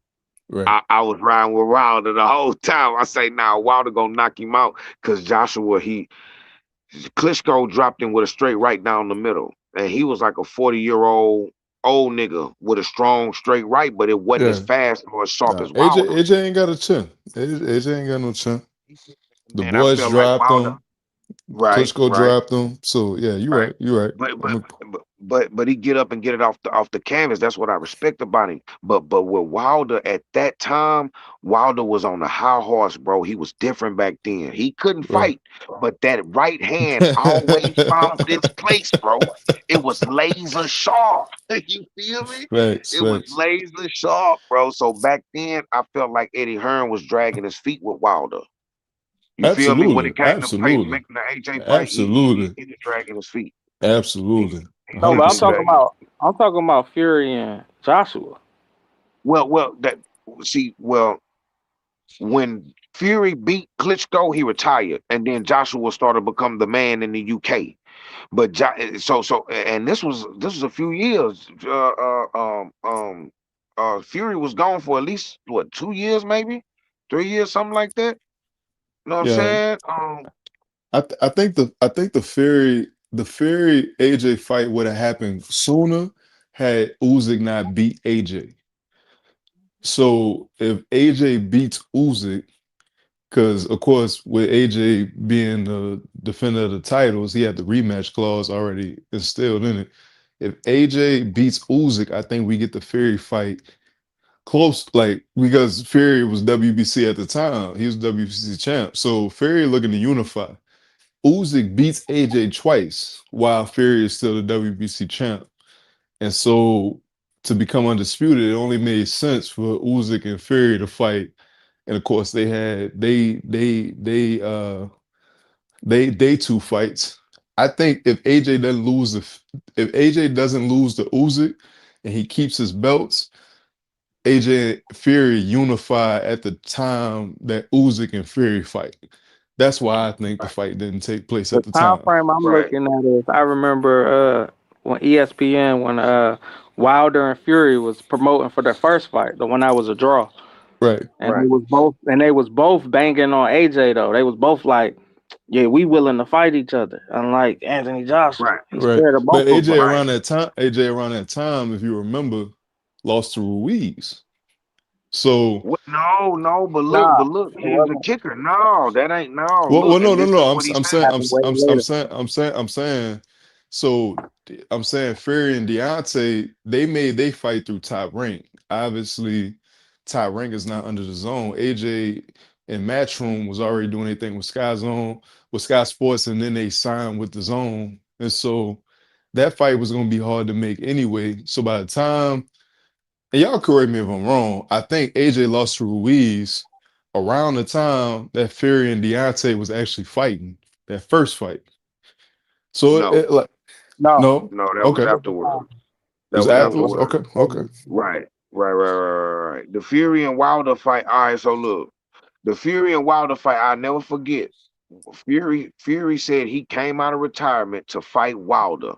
He said, man, these dudes can't fight. I'm coming back to fight Wilder because my countryman Anthony Joshua is too scared to get in the ring with him. So right, I'm gonna come back, have me a couple of tune-ups, and I want Wilder. And that's exactly what he did. right, That's exactly what he did because he knew that Eddie was keeping him away from Wilder. So Dr. Carvin, Dr. Eugene, he's saying Wilder team wasn't making that fight. Listen, I saw Wilder get on camera and say, "Hey, look out, Eddie Hearn, the money is in the bag." The money, how much y'all want for that fight? The money in the bag. Well, yeah, Them niggas AJ, turned it yeah, down. yeah, Eddie, They Eddie came, turned it down. yeah, AJ and Eddie came out and said years after the fact that the $50 million offer was real. So that's a fact. Once it was real, this what I'm saying, bro. Niggas ain't just finna get on, bro. That nigga Wilder had a whole. I never forget the video. That nigga was sitting in the chair. That nigga said, "Bro, I tried to tell Eddie and them that boy too young. He not ready. He not ready right now. But since y'all believe in him, let's get it going. I'm willing to have the fight." Oh, and by the way, Eddie, the money's in the bag because Joshua came out with a stupid ass number that he didn't think they was gonna be able to present. But Wilder was fucking with Al at the time. Al was trying to get them fights done at the time. Hell yeah, the money was there. Whole time the Yeah. money was there. Yeah, the whole So yeah, time the now money was Joshua, there. That's a fact. yeah, that nigga Eddie Hearn say, how do we know that the money's real? We don't know if the money's real or not. Hey man, listen, man, bitch, do you want it or not? Yeah, Bitch, just it's to come, down. Do you want it or just to not? come out 6 years later, or AJ admitted it before Eddie Hearn did on Fight Hype. He said, "Yeah, the 50 million was real." And it's like, well, damn, what I'm saying, y'all really duck dog. Like, wait, hold on. Hold on. Bro, I gotta make kept up- I Talk gotta to me. kind of make a statement. I don't know if it's a correction, but I'm gonna say correction because I'm looking up these dates, and Fury Wilder 1 was December 1st, 2018, and AJ Ruiz was June 2019. So it's 6 months away. So it's in the same time frame. So he right Yeah, about that. so that's why I was. I mean, you know, I ain't do the Googles. I'm Well, meal now I prepping for the remember. week, but I ain't do the Googles. But I appreciate that. But it was around the same time frame. Yeah, It's around the same time frame. You dig what I'm saying? Like, and again, it's not. I think to Bang point, at this point, hindsight is 2020. We talking years later. Obviously, AJ ducked the $50 million, right? And that was, and look, that wasn't even then. That was like 2018, 2017, maybe, when he did that. Yeah, no, they started building up the fight in 2016. You dig what I'm saying? So the 2017, 2018, people looking like, well, while they got the WBC, by the time 2018 rolls around, I think at the top of 2018, AJ already got the WBA, WBO, and the IBF. And so 2018 is like, all right, Wilder got one, and he got the rest. Yeah, AJ got three. What we waiting on? make the fight happen. Yeah. Right. Yeah. So how is it moving the goalpost, Dr. Eugene? If we simply saying that the money was in the bag. Yeah. Like once, see, that's what I was talking about with the other shit. When the money there, what's the problem? And look, this ain't even the offer that we offering you, AJ. This is what you came out and asked for. Yeah, he asked for the 50. He That's a asked fact. for the 50 million. They didn't offer him shit. Yeah, that's a They didn't fact. offer him a bitch ass thing. But he asked for it, and they gave it to him. But my point is, I ain't even trying to play. You know what I mean? I ain't trying to place blame or trying to figure out. The only thing I'm trying to figure out is what was Anthony Joshua avoiding from fear. That's gonna weigh into my decision making of who's gonna win the fight. My prediction. You get what I'm saying? Right, but look, I don't think he was avoiding Fury. It's the boxing ability and the size. Well, I don't think he was avoiding Fury. I think he just lost to Usyk. Again, at the time, Usyk was his mandatory, so he had to fight Usyk give up the belt. Now, obviously, you and Fury are fighting for undisputed. Fury is on his timetable with Deontay going through the lawsuit, this, that, and the third. So at this point, he got to do the third fight with Deontay because of the lawsuit. Boom. All right, cool. I think it was either the WC or the WBO that said, hey, listen, if you don't fight Usyk, you're going to give up one particular belt. He says, all right, bet. I'm going to take the fight because I don't want to give up any of my belts because AJ and Fury at the time was the biggest fight to make, be it that it's for undisputed. Mm-hmm. He'd take the Usyk fight. The nigga lost to Usyk, which a lot of people didn't expect. Nigga lost to Usyk, right? So nigga lose to Usyk. They do the rematch because Eddie Hearn is still rematch clauses in all of AJ's title fights. Nigga lose again. All right, boom. So now Fury's like, well, shit, I want to fight for undisputed. I'm gonna fight Usyk because Usyk got all 3 belts now. Nigga fought Usyk. Nigga lost to Usyk. Fight again. Nigga lost. So Usyk really, I think, I think he threw the X more than anything in AJ and Fury. Not fighting because niggas didn't expect Usyk to beat AJ coming up from cruiserweight like that. And Usyk hadn't, outside of Derek Chisora, Usyk hadn't fight any prominent heavyweights at the time. So I think Usyk, which is why Usyk is special in my opinion. It's like nigga throw a whole X in that plan. Like I'm here now. So I think if AJ hadn't lost to Usyk, because the rematch clause for the AJ Usyk fight, that first fight was only one way. If AJ won, he wouldn't have had to give Usyk a rematch. But being that he lost, he gave Usyk another rematch. Obviously, that takes up a whole year. And I think that's why the Fury fight didn't happen at that time. And then, of course, Fury fight him. The rematch clause was only going one way in Fury's direction. Usyk beat him. Nigga, Fury get the rematch. He beat him again. So that takes up another year. So I think that's why we here now. Because Usyk fucked both of these dudes up. I think that's why we here. Yeah, this shit so damn old. And look, it's a lot of protection happening going on over there too. You know what I mean? A lot of protection plans and shit. Oh, facts. King Kong, I never forget.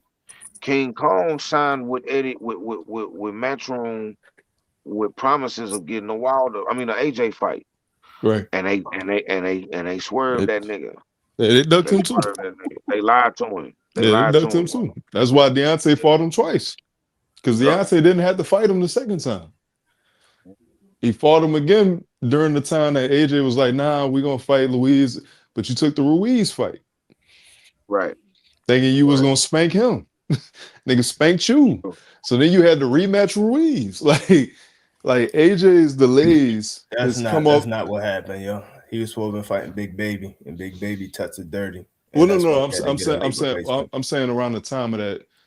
You're right. He was supposed to fight Big Baby, but Luis was in play around that time for it being his first fight in the States. Luis was in play around that time. So you're right. He did choose Big Baby, and then it ended up being Andy Ruiz. But because he's trying to make a debut in the U.S. and Big Baby is known in the U.S. Right. But I'm saying who like Ortiz, he is not a big U.S. motherfucker. He's from Cuba, so he ain't had no big major, back. Yeah. I'm saying around that time he could have took Luis, but he took Big Baby. But then who the more dangerous fighter overall between Luis and Big Baby? Yeah, because one of them motherfuckers was nice, but he was old as shit. No, at that time, I would around that time I would say Luis. I would say Luis was the more dangerous fighter around that time.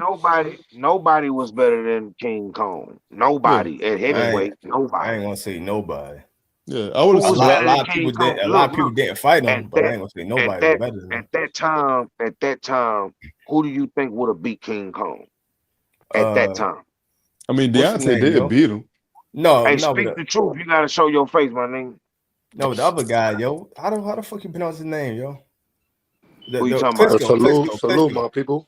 Klitschko. You think Klitschko would have beat King Kong? Hell yeah. That version of Klitschko? Hell yeah. My bad. That version of Klitschko almost beat the shit out AJ. He lost. Yeah, he almost did. And AJ wasn't better than AJ. Ain't better than King Kong. Hey man, shit. Hold on, family. King Kong. Yeah. AJ not better than King Kong. Yeah, man. Y'all be putting sauce on that shit, man. Cause y'all be saying what you mean? That's what I'm talking about the moving the goalposts. AJ got 3 out of the 4 belts, and he's beating up real motherfuckers. He's knocking out real motherfuckers, and they be like, "Oh, he ain't do this, he ain't do that." Like, why didn't he? Well, no, I agree with you that AJ was a bad motherfucker. I'm saying at the time after AJ didn't beat Klitschko, after he didn't beat Povetkin, after he didn't beat Dillian White after he didn't beat these guys. To your point, the next most dangerous guy would have been either Wilder or Ortiz at the time. And he didn't fight Ortiz. He fought Miller, who wasn't really proven and still ain't proven, to be quite honest. So that's my point. He was trying to get a lick in the U.S. This is debut in the U.S. So he put him up against a lick. I ain't mad at it. That's the same thing Ben Whitaker happened. He just got a lick in the U.S. But see, he could have got his lick could have been Wilder though. That's not. It could have been Ortiz. Yeah, it could have been Ortiz. It could have been Ortiz. That's all I'm saying. It could have been Ortiz, and he avoided Ortiz to fight Jarrell Big Baby Miller. Yeah, my bad. But you think that I'm talking to Dr. Eugene. So you think that Big Baby was more dangerous than Andy Ruiz? That's what I was about to say. I'm like, Andy Ruiz. Wilder would have got him. He would have got AJ. No, them motherfuckers kind of they kind of tied. That's what I'm saying. But at the same time, Andy Ruiz did lose to the guy that he beat already. He beat Parker. And we know why he would have got AJ. Okay, I get what you're saying. My bad. I ain't even trying to cut nobody off, man. I just want to talk this boxing talk with my people, man.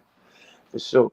But yeah, I ain't gonna lie, man. A lot of people was ducking King Kong, bro. A lot of people, and let's not forget he was 42 when he fought Wilder, bro. And mind you, two monsters facing each other, like, you know, like, come on, man, like, devastating punches. That nigga like got ducked by. Bro, that nigga. Dillian White, Derek Chisora, they all called him old. Yeah, and he's still, Big Baby Miller, they all called him old. Why would I fight this old nigga? Yeah, you feel but didn't want to fight him though. But didn't want to fight him. They knew they would have got that. I ain't gonna lie, King Kong had more than enough. He had more than enough. At that time, Luis Ortiz was like the guy that everybody was avoiding. And again, it's not saying that AJ beat Dillian White, he beat Povetkin, he beat Joseph Parker, he got the belt. So I'm not saying AJ a duck, but instead of fighting the next best guy, you chose a nigga that wasn't proven. Luis Ortiz. I mean, I'm saying as far as not unifying, as far as not fighting for another belt when you already got all three. But that's really your opinion saying he the next best guy. Outside of Deontay Wilder, who was the next best guy at the time? And mind you, let's not forget when Wilder was calling out Andy Ruiz, he ain't even want no parts at all. He ain't never made no interest in. How many belts did Andy Ruiz have? Because he fought the top guys and got the belt. In order to get the belt, you gotta fight the top. No, he fought Anthony. No, he fought Anthony Joshua and got the belts. He just fought one. And then he lost the belts later on that year. So he didn't fight the top guys to get the belts. He fought Anthony Joshua and got the belt. And how he got the Joshua fight, he just DM Eddie on some like, let me fight him. Yeah, they paid a nigga pennies. They paid Andy pennies. Real shit, yo. Hey, like, yo. Niggas forget. We don't forget his paper. He 42, but in real life, that motherfucker, yeah. I mean, he fought for pennies. My bad. And made the most of it. But one thing I gotta give Shakur credit. They and I guess they get that from Floyd. They know how to prepare for an opponent, especially when an opponent face someone like your style. Like put it like this, like Zepeda faced Tevin twice. Tevin's a good, pop shot boxer. I mean, boxer. He's a good, for me, decent puncher for sure. He dropped them in all, but just that style alone, you facing a boxer, which is a southpaw, it's like you could work your way around that and make a game plan. With that, I ain't gonna lie. That's I ain't gonna lie. They prepare themselves to the T. You gotta respect it. That's one thing. I appreciate you. I appreciate you segueing to Shakur. Bang! I got a question for you about Shakur, about what we were talking about. About what we were talking about earlier. But listen, now for real. So if Shakur end up fighting, let's say Arroyo or whoever, that wouldn't fall on Shakur though, because Zuffa already paid him the bag. So it's kind of like whoever that, you know what I mean? Like I wouldn't place the blame on Shakur to be like, oh, this the guy you picked. You get what I'm saying? It's like it's Zuffa's pick of the litter to be like, hey, this the guy we want you to fight. You get what I'm saying? The only reason I would say thing is, Hold on, though, though. Hold on, though. I my asked Banks. Hold on. I'm trying to Oh, get Banks' response real quick, brother. my bad. Sure. Well, now, well, who do you like that fight? You like Rayo versus Shakur? Anybody like Rayo versus Shakur? Nah. Like if that fight was My to thing happen, is, nah, not really. Nah. I wouldn't dislike it, but I wouldn't like if he wasn't signed to Zuffa, then I wouldn't like it. You get what I'm saying? But if he signed to Zuffa and this is the path that Zuffa's trying to like shine a light on one of their people that's over there, then I would understand it. You get what I mean? right. Sure. So look. All right. So look, check this out. Let's just say out of the contract, right? One of those, like however many fights he signed for them. Yeah. Let's say in that contract he got to fight like one of their top guys in that division, like a Rayo, right? Right. What about the rest of the fights though? Mm, You feel me? Then, yo, You Ben, understand what I'm saying? And what I'm asking with that is, in boxing, they know that shit ain't finna fly. like, They still got to get their money back. So for me, I think that those other fights can be made. Anybody But that's then under the zone, what if somebody upset the apple cart like the guy we just talked about, Ruiz, when he beat AJ, or somebody end up in the mix that wasn't in the mix when it all started? You know what I mean? well, sometimes that's just the way the cookie crumbles. He should have won. nah, that's a fact. He should have won. See, the thing about that is when it comes to Canelo, I felt like Canelo was babysitting them belts in damn near every division he was in. And when he got to 68, Terrence Crawford did the whole world a justice by beating him up and throwing the belts in the middle of the street. Yeah, that's a fact. Yo, you know feel what? me? Yeah. So, and I got you. So when Canelo lost, you should have fought David Benavidez. At least you would have lost to somebody who was formidable in that weight class. You feel me? It would have made more sense to lose to David Benavidez than it did to Crawford. You feel me? So when we start talking about Anthony Joshua fighting Ruiz, yeah, nigga, you should have did something different. You should have did something way different than I know Andy Ruiz was a late replacement, but you picked Big Baby Miller. Feel me? At that time, I don't know. I just be feeling like, nigga, if Shakur go over there and he lose to, like, let's just say a Patty I'm just saying, Patty Donovan. Shout out to my wigger Patty Donovan. You heard me? I wanted to say this to Double Deuce real quick on the question he was asking Bang.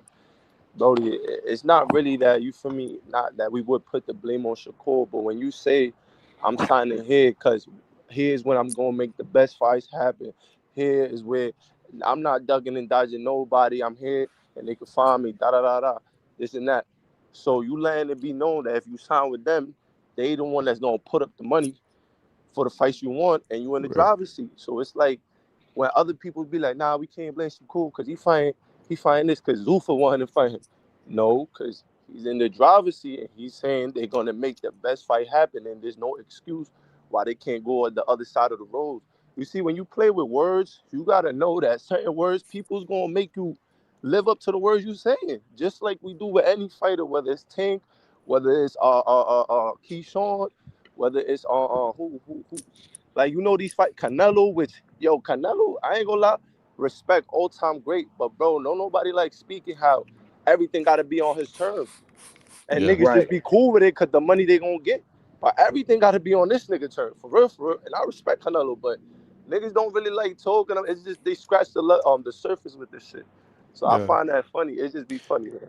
Well, Shakur, and again, Shakur in his Fight Hype interview just recently said, I signed with the Zuffa because they promised me the biggest fights. Fair enough. But he also said the Zone came back, like the Zone hollered at me like a week later with an offer, but I already committed to Zuffa. But he pretty much inferred, I didn't give DAZN a chance to actually offer me a deal. I just went with Zuffa. So whatever Zuffa gives you is really on you, because you didn't even give DAZN a chance to really offer you anything. Where DAZN is where the killers is at. That's like they got all the major promotions under one body. So whatever path that Zuffa got for Shakur is ultimately on Shakur, because you signed and didn't even give DAZN a chance to really counter off. And that's per his words. I invite everybody to go watch the Fight Hype. All right, so look, check this out. With that, right? All right, so if Turkey is affiliated with DAZN, right? What's gonna stop them from creating the these sanctioning bodies? fights? The sanctioning bodies. But the sanctioning body, Shakur, here's the thing about the sanctioning bodies. Shakur is still the champion of the sanctioning body at 140 that he got. He's still champion. They're not threatening to strip him. No, you got the they're not yet. And that's my concern. And to your point, I'm not refuting your point at all. I'm not saying that you're right or wrong. I got you. But being at the shit they just pulled with the IBF and Jai Patai, I'm like, what's stopping them from doing that with the WBO? Like, what's stopping the WBO being like, because WBO put this whole Dev, Key, Shakur thing, the president made it clear, if Dev do not fight Keyshawn, he will lose his belt. You can go over there. Here's the thing. Everybody's for sale. Right. Turkey got the money to buy all these punks. You feel me? You right. He can buy, rent, or I'm with you when you're right. So, and it would sound like, oh, Bang just saying that but we seen it. This is what Turkey been doing since he got here. He been renting out these fighters. Everybody that already did business with Turkey. Everybody. I'm talking about everybody has already done business with Turkey, bro. They not finna stop because that money too good. It's too good. You know what I mean? So whenever Shakur says, hey man, I want a Gary Antoine Russell, if they decide not to fight Shakur, how can we blame Shakur? Yeah, the money's there. The money's there. That's why I say, let's just wait and see. I could be wrong, but nothing's happened yet. Absolutely. Nothing has been agree with you on that. You know what I mean? Speak the truth. Check this out. I mean, what I'm saying as far as the verbiage, what you said is how you speak. You know what I mean? Like, people gonna make you stand on your word. Right. So Zuffa can't really say, but the furthest they can go is we're gonna make the strongest push to get you the fight that you want. We can't guarantee it, because let's say we pursue Tank, official offer, a big offer, and then he smack a bitch at the strip club. Now he in jail.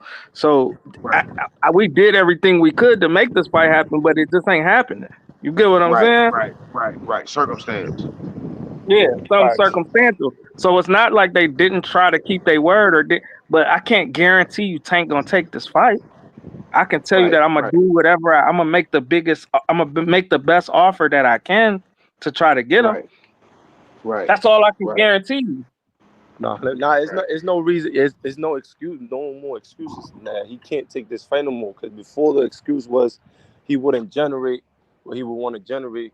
As far which we all know, okay, like obviously Shakur is a harder opponent. So if he getting paid basically the same to fight an easier opponent, it's like why wouldn't he do it? But now with the back they throwing, it's like, and then the back he missed with Jake Paul, shit, you'll be done now to take that. Whether he win or lose, your fans just want to see you fight this nigga. But like I said, you just get that monkey off your back. In my example, he's in jail, so he don't have a choice. You get what I'm saying? Right. I don't know about jail. He with the Jews, so can't even get this nigga to get locked up. I just use that as an example. You get what I'm saying? I just use that as an example. I don't want to go too far, but Lord forbid, let's say Tank get in a car accident tonight while we're having this live. That fight dead. You get what I'm saying? Right. Yeah, nothing is guaranteed. The only thing that can be guaranteed is the attempt. You feel me? Because you can't make nobody do nothing. You feel me? Right. That's what I'm saying. we got to do better as a community and boxing community, man. I ain't gonna lie. When the nigga beat your little bro and you was pumping him up, you gotta see him. You gotta see him, boy. Yo, bang. Y'all been UNG. Y'all gotta come on, boy. We need that. I ain't gonna lie. That was Saki Foster What you fight. talking about? I think those You talking about fight Shot? versus Shakur. I ain't gonna lie. You gotta see that man, bro. You have to see him. If you start playing games trying to age him out or something like that, it's just Right. gonna be another. It's not gonna look right, bro. We can't say Shaq won't be a star neither, cause bro, if he get past this Navarrete and he fight the winner of Lamar and Cepeda, man, I ain't gonna lie, it's gonna look bad for you, boy, cause he's making it worse. Cause now he's saying, "What are you doing at 135?" And then if he grab that belt and take that, or at least even make a great fight, man, you gotta see that kid. You gotta see him. I ain't gonna lie, I like Shaq a lot. I fuck with his skill set. I feel like that's what you call elite talent. Like what he displays to me is elite talent. Honestly, bro. Just being honest. Yeah, Shaq be doing this goddamn thing, boy. I ain't gonna lie, boy. I rock with Shaq. For shit show. Hey, Quentin Randall finna make another run. He on this Zapata Roach undercard too. No funny. I think Yo, that's no gonna be lie. pretty dope. Quentin and Wu and Albright, they fake. I don't know. They fake got that little and that's like that style. They styles. It's not easy to crack for real. Them two. I ain't gonna lie. I fuck with them. Hey, what you think about, man? You know what? What you think about that fight at 147? Hey, that'll be hey. I'm not gonna. That'd be a good fight. Randall, I don't know if his IQ may be better, but that may be a good fight though. That's 50-50 right there. Yeah, I like that And fight. I never thought Wolf. about that fight. That's a good fight. Mm-hmm. That's a good fight. That's a good Real fight. talk. Stylistically, that's a good ass fight, dog. Mm-hmm. That's Real crazy. shit, man. Tiger Johnson and B Norm, shoot, need that Yeah, I too. want to see Need that that. scrap. I want to see that. I Need want to that see that scrap. for sure. And I ain't gonna lie, that would be a 50-50, man. To be honest, I won't put Brian Norman that much above, even though he has been in there with a Devin Haney. So it plays as far as experience, you being there with someone that's skillful, with great footwork, great job, speed. That's good experience to have under your belt when you coming against Tiger Johnson. To be honest, you know? Right. 100%. Yeah, nah, Man. that's hey man, yeah, that's yeah. I like that fight, bro. A lot of content, man. You about to have a lot of content, man. You about to got content for days, yeah. Yeah, That's for why I shit. fuck with this So, boxing shit, man. Shit you got you know, can for produce sure. content every day. Man, Hey, that what's up? Roach Zapata fight coming up Yo, fast too. I'm gonna keep it a buck that. I know I've been That's talking a on little bit. Saturday. My bad, yeah. Nah, go ahead, keep cooking. Oh, I was gonna say, I don't know why, man, but I feel like, hey, we gotta stop playing Keyshawn and Devin. I feel like that's gonna be a fight for the ages, but I feel like that's gonna be a classic. Like, I Bro, don't know that why. house gonna be fire, bro. That house I gonna think be that, fire. I think that's gonna be a classic, bro, for real. Like I see it, like with Devin's skill, Keyshawn's aggression, the hunger, knowing that you beat Devin, it's like, nigga, you feel me? Who Right. can't shit, man? So I ain't gonna lie, Keyshawn, I don't know what everybody's seeing, man. He got good frame. It'll probably feel good. If he don't, because to me, I'm thinking at least for him, at least try to come on the 145, try to keep speed. Don't just go try to meet the 147 mark or try to, just try to keep some Right. speed with you. Try to be around the 145 or something like that. You know what I mean? Because he never been to 147. This is his first time.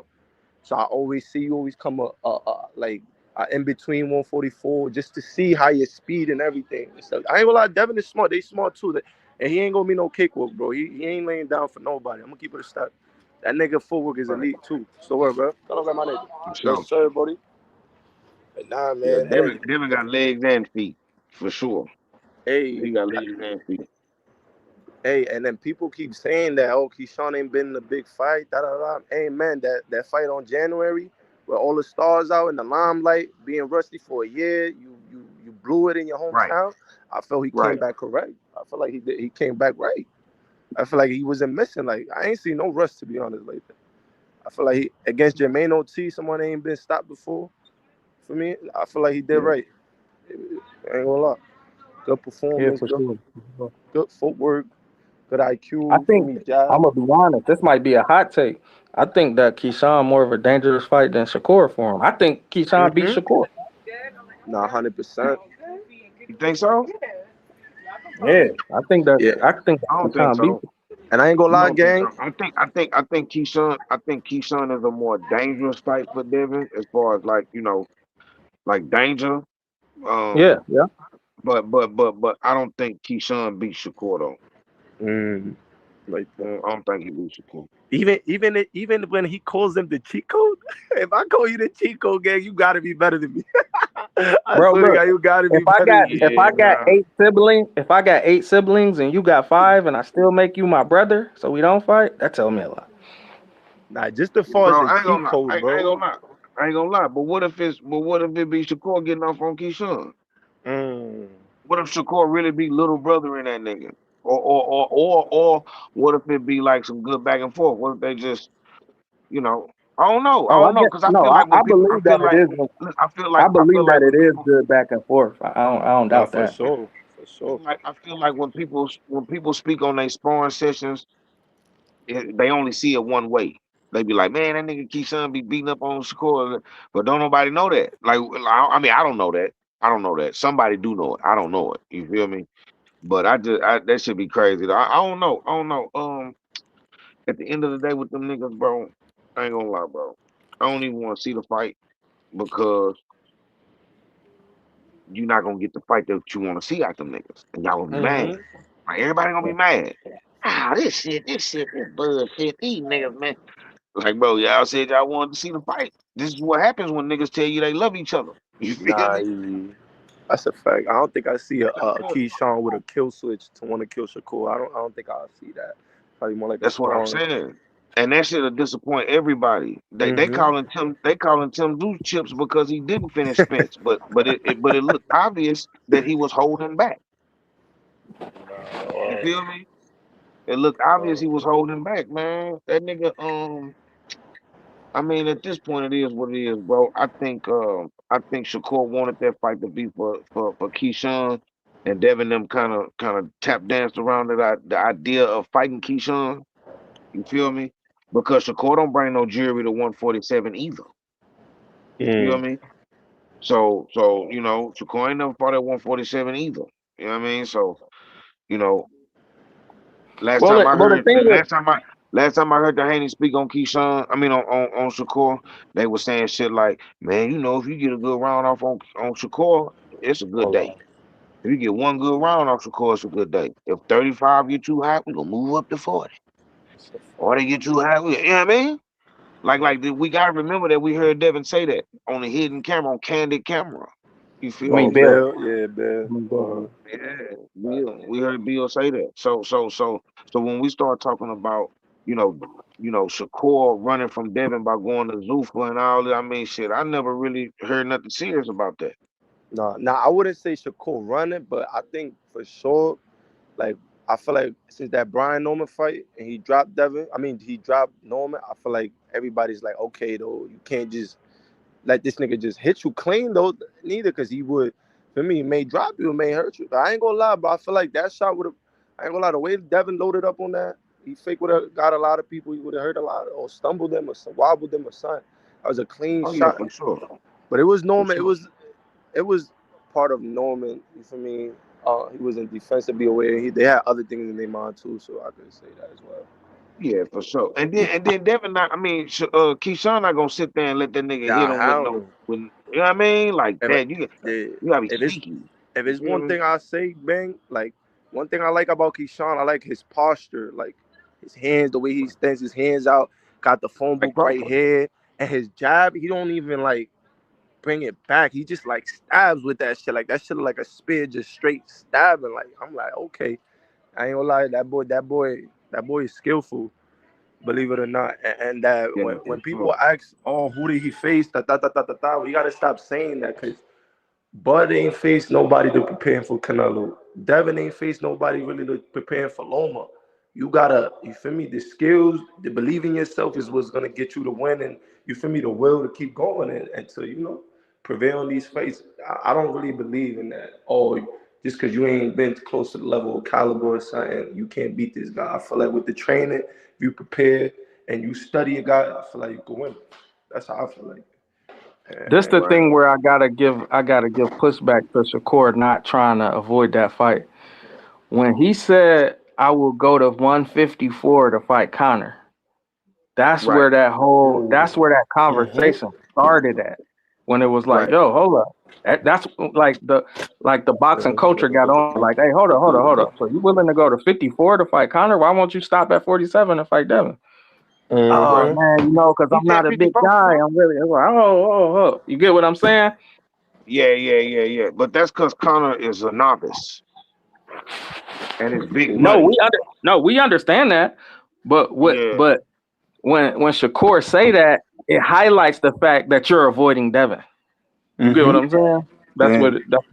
I can dig it. Even at least a Rolly, like take Rolly belt, nigga. He was talking shit about. Yeah, you jumping the whole weight class to avoid this man and fight somebody else in a higher weight class. Cause I ain't gonna lie, if he would have took at least Rolly belt and unified with Devin, win or lose, bro, niggas would respect that nigga, bro. His stock will go up, bro. I don't know what niggas be thinking of his team but his stock would go up. Cause at the end of the day, Devin is a master boxer. It's like a Floyd disciple versus a T Bud disciple. We're gonna see what school is better. Like, you get what I'm saying though with that bang?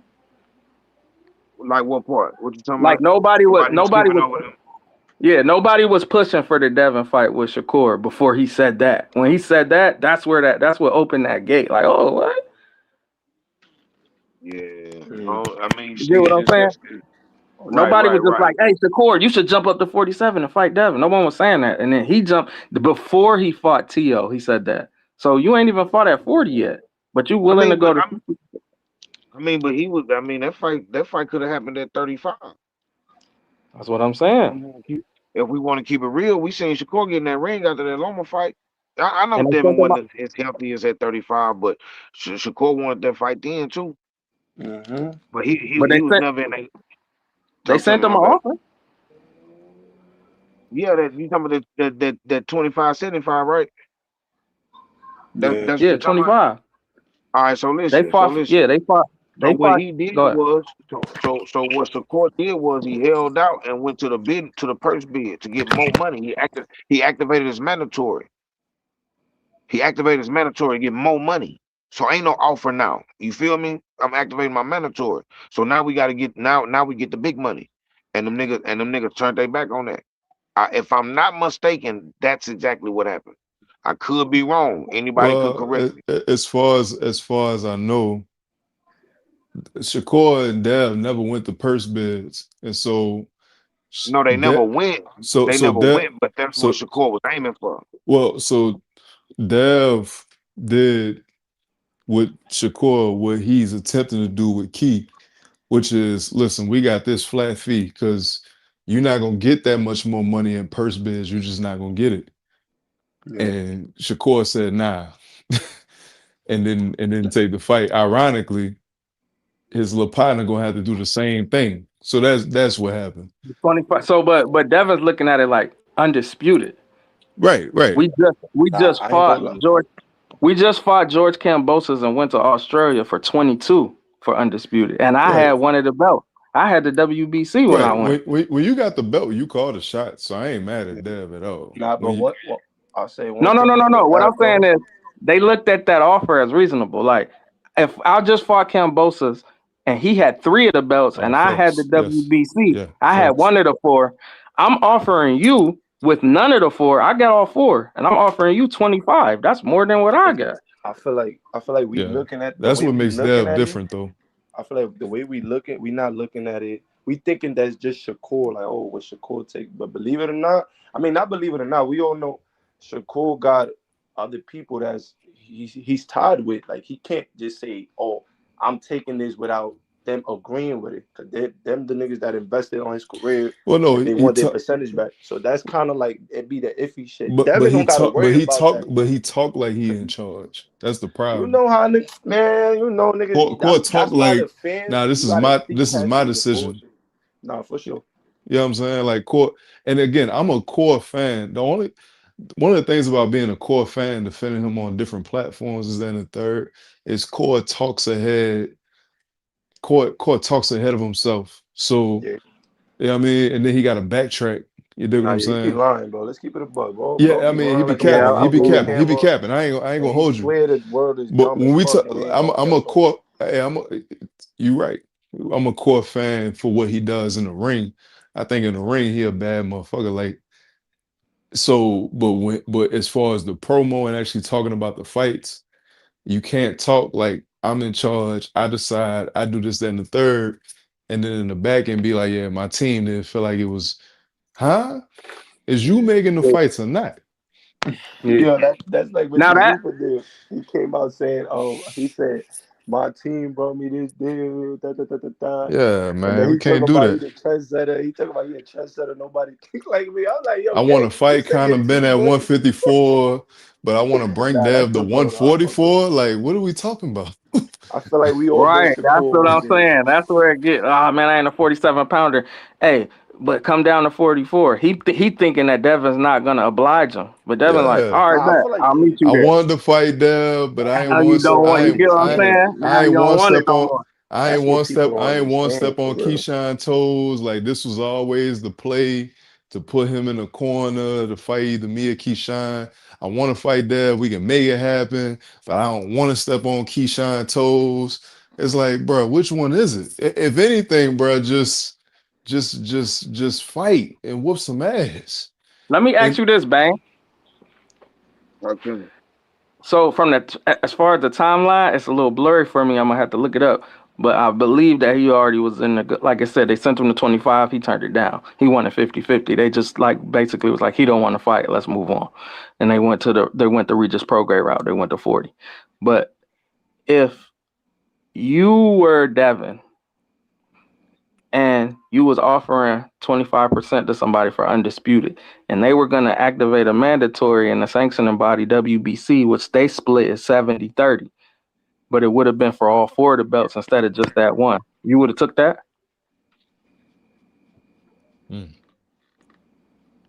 Wait a minute. Say that again. that's a good The, question. all right, look, the WBO, they split, as you see now, is 75 for the champ, 25 for the challenger. That's they split. That's what it is.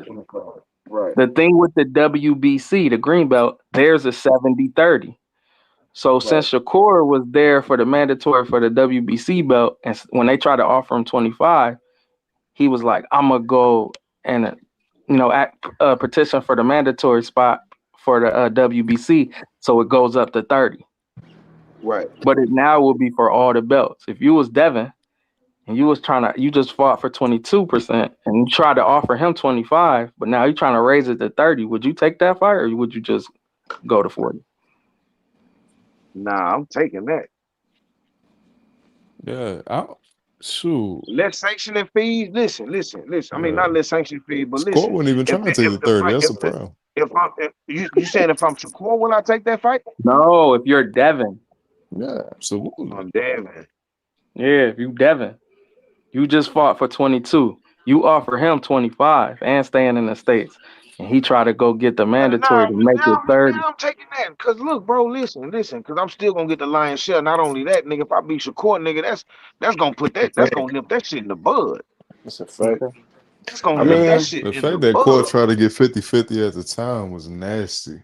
I mean the times we coming But look, that's also negotiations too. I was about to feel say, me? because that's what Bud did. Bud wanted That's 50-50 ducking. with Spence. Right. Yeah, but Bud went and beat all the niggas that Spence beat. Like Bud went and beat Cal. He went and beat Sean Porter. He went and beat niggas. So if you core and you ain't beat none of the niggas that Dev even stepped in the ring with, how are you demanding 50-50? Yeah, not only that, he stopped. At least Bud went and beat Bud was niggas stopping that him. Earl beat He was stopping in him. quicker time. Like he beat Sean in a quicker time. He beat Cal Brook in a quicker stopping time. him. Stopping him. Like Core ain't doing that. And again, I'm a Core fan, but like you don't have a leg to stand on with the 50-50 shit. That's the entertainment. As far as the entertainment, like what you're bringing, then yeah. But skill wise, look. Who this that I'm speaking to? That you got the thing up, so I can't see cut name. But listen, if you got all three of the belts, and I only got one. And I come to you and I'm like, yeah, I want 50-50. And you like, what? I got 3 of the belt. And I'd be like, but I fought some of the niggas you fought too. But I beat them first though, and took these straps from them niggas. Are you gonna be like, you know what? You right, 50-50. Nah, I'm not doing that. That's what I'm saying. You might not do 50. I don't like Bud. Like no, the Bud Arrow fight wasn't 50-50. I might not do took less. 50-50. I might not do 50-50, but I might do 65-45. Yeah, I think the Bud Arrow fight was 60-40. It wasn't 50-50. But Arrow got the lion's share that night though. And then we bust down the back end. You feel me? Like Arrow got paid more that night, but it wasn't 50-50 though. No. Right. Nah, he It probably wasn't got a little bit 50-50. more than lion's Yeah, share. Arrow got a little bit more than Bud did that night, but it wasn't 50-50. Why after Loma lost to Teofimo, why wouldn't the Shakur's team try to like go after that fight or at least try to face No, him? they tried to get they tried to. Who you talking about, the Lomachenko fight? Yeah, after he lost to Teofimo. No, he been wanting. All right. So at when Lomachenko lost to Tio, I think Shakur was still at 130. But he was still at 130. Or 26. One of them. He was either 30 or 26. I think he had just moved up to 30. But Shakur knew he would never get that Lomachenko fight because he helped Lomachenko get ready for Rigondeaux. And he was a kid at the time. That nigga Shakur was a baby at the time when he helped Loma get ready for Rigondeaux. And he never got that Loma fight. Loma never won. He tried to get that fight against Loma. When he seen him at that fight, all he did was walk up to that nigga and speak to him. Loma lost his motherfucking mind. And Loma plus, lost. Deb wasn't thinking about Core at the time. Deb was chasing Tank. No, not Devin. We talking about Lomachenko. Not Lomachenko. Like when Tio beat Loma, because I'm confused. Wait, Tio and Shakur, they ain't around the same age. You say Tio and Shakur? Yeah, because I said when like no, when they not the same. They not the same. They not the same age. But you know, Loma came in the game as an older dude already. He turned pro in like mid-20s. Nah, facts. Which is, I know what's funny. I feel like that's how it should be though. You coming into the game, I feel like it's kind of dangerous when you bring in like 21-year-olds, 20-year-olds into the game. I feel like you should like mature to your 23, 24. Like, feel me? It works for the Ukrainians, so I'm with you on that. It worked for them. Yeah. When you talking about Uzi, when you talking about Loma, when you talking about Hamid, all them niggas, all them niggas. Now, give me 1 second. Yeah, because for me, you gotta be paying to be. Oh my god, paying to be a man and shit. Man. Yeah. Nah, but we got a lot of good fights coming up in boxing, man. Like, I'm happy for real. Hopefully they better than this weekend. This weekend was shitty committee. I ain't gonna hold you. Nah, yeah, man. And I ain't gonna lie, this is how we know as boxing fans, our brain don't all the way be there. Cause look, I bet it, of course, in the Tim Tszyu and Earl fight, and it's like my mind. I was wanting Earl, like I really wanted Earl so bad to win. Like I really want. Man, should I put money on it? I'm like, my heart was with Earl, but my mind was like, come on, man, this nigga flew out of Ferrari. You seen his face. You seen the time. Bet on Tszyu. Even if I lose, I'm betting with the more logical answer because it's like, bro, the body could heal, yes, but it just wasn't a lot of money to make on that. But like even that fight, the AJ fight, the Fury fight, even the Berlanga fight tonight, just this shitty committee. Like the fights just like with a weekend. I don't know if there's gonna be another weekend as packed with fights like Hitchison fought this weekend, Edgar Berlanga, Tim Tszyu, Errol Spence, AJ Fury. Like a lot of niggas fought, and it was just a shitty committee weekend, man. You ain't like that Berlanga fight? I could have went. I mean, I liked it, but I mean, he got the dub, but it's like, I think like so. To your point, because I ain't about to refute your point. He had the best showing of the weekend. It's like it's nasty, man.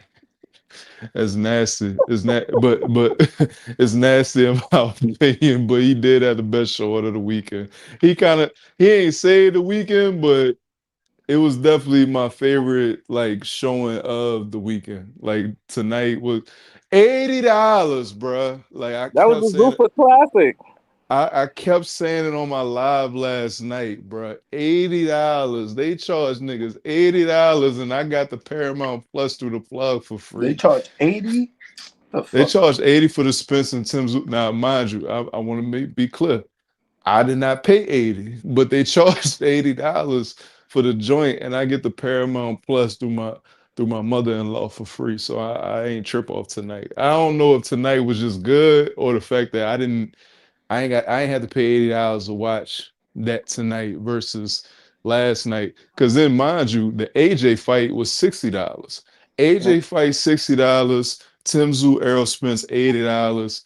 I don't even know how much the Fury fight cost because that shit happened at 8 in the morning my time. But $80, bro, for that shit last night. And you got to watch Berlanga do what he do and Hitchens do what he do for $13 a month tonight. It's nasty. Nasty week of boxing. Yo, and don't get me wrong, I ain't gonna lie. Hitchens is not bad, good forward, good job, but that's all it is. No combination, bro. Like Yeah. these guys is like I get it, but it's like they gotta add combination. That's probably one of the things I fake don't like Shakur a little bit. Like I'm not gonna lie, he do be in front of the guys, but it's just he don't throw enough combinations, bro. And the way Yeah. it's like if you keep giving him fights. Not giving him fights. If he only could win fights like that, and then y'all giving him the wins like that, I ain't gonna lie. That Well, face to hurts your the point, sport. You heard Shakur, the sport. that's one of the things He a about big Shakur. face. He a That's big face in boxing, so it's like yeah. you're gonna hurt the sport when you're promoting that, and it's like we know what the sport people want to see. Even though you're a winner, so you feel me? But Yeah. Well, people want to see boxing purists want to see him fight against a nigga that's not flat-footed. That's the first thing. and not Like, shorter than him with shorter reach. Like, yeah, you want to shorter see niggas reach. that can try to get you out. Which is why the Dev fight is so it's like, man, fight Yo, Dev. it's not looking good. I'm not Albert Bell, Raymond Murataya. Who else was talking about?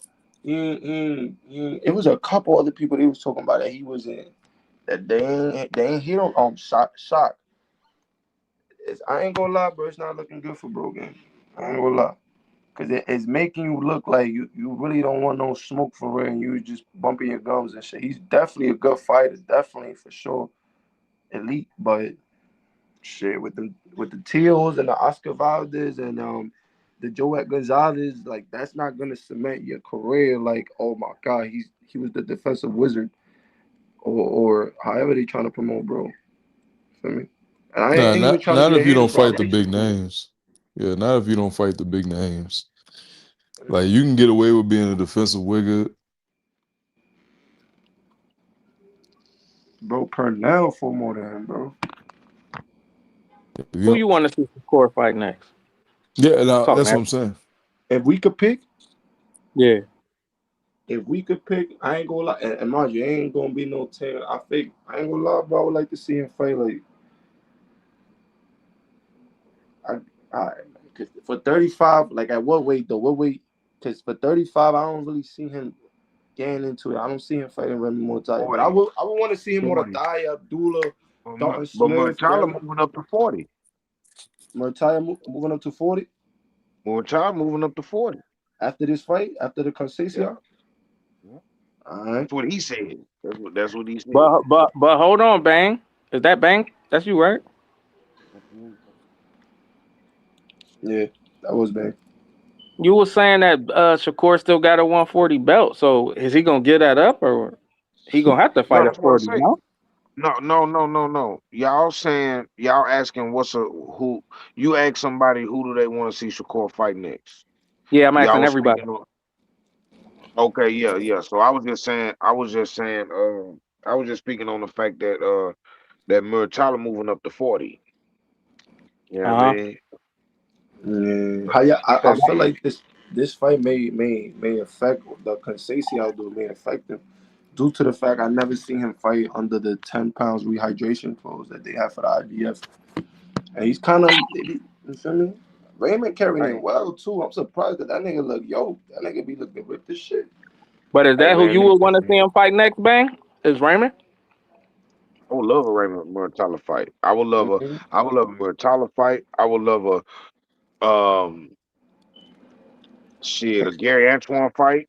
Shit, Yeah, I was gonna that's say literally what he said Gary though. That's what came Antoine. out of Shakur mouth. He said, "I love to get the ring for Murataya or Gary. What's up? We could get that or whoever he was talking about too. He was talking about somebody else.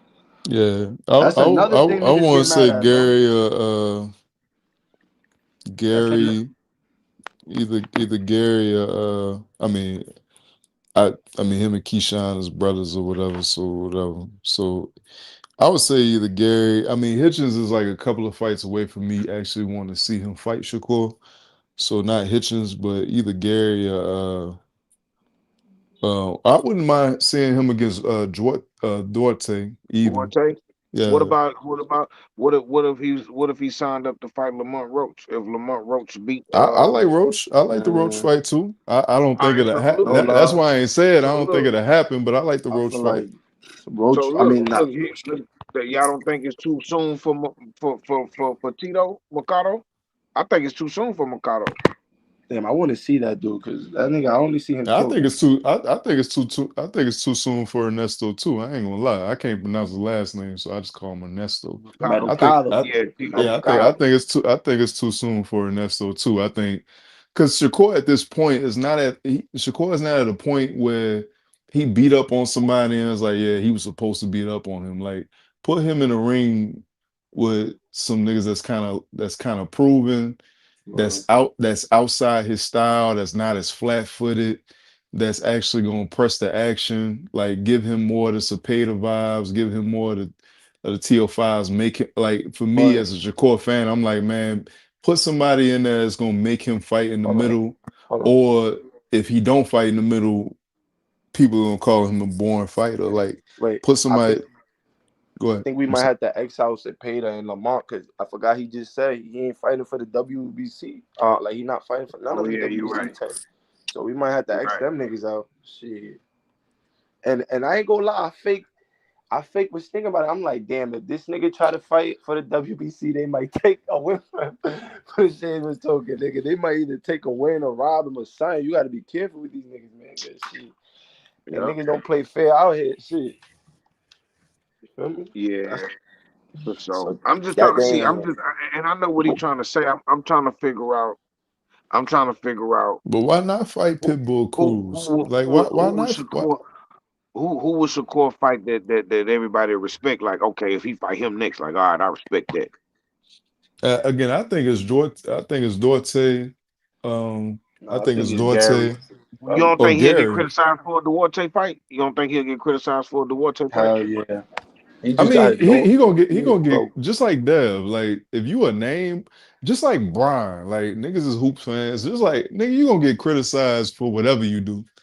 But at least with a certain style, you forced to trade and you can get rid of the narrative that you don't want to trade, that you only want to fight on the outside, that you some defensive fighter that don't want to get in the mix. So if I'm in Shakur corner, I'm telling him like, man, let's put you in there with a nigga that you can outbox, but you can actually trade with, like Tio. You know what I mean? Like Yeah. Cepeda. Like let's get you some exciting fights. Like let's get you in a rumble. Like where you can like out like you know what I mean like Floyd and Yeah. So Ortiz, who is Floyd and that? Manny, So, like you know what I so mean. who you say that person is? I think it's Because either I ain't gonna I think it's either lie. Because Gary or Oscar Duarte. oh, you want to see him get out there with like somebody that like a pressure fighter. I can dig it. I mean, Yeah, I feel like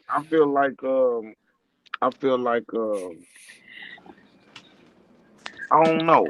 To be honest with you, bro, because at those, you got to remember, like he just got the 40, right? right, right. So a fight with a Gary Antoine, that's kind of new as far as right now. You know what I mean? So if he get that fight, Mhm. I think that's a good fight. I think him versus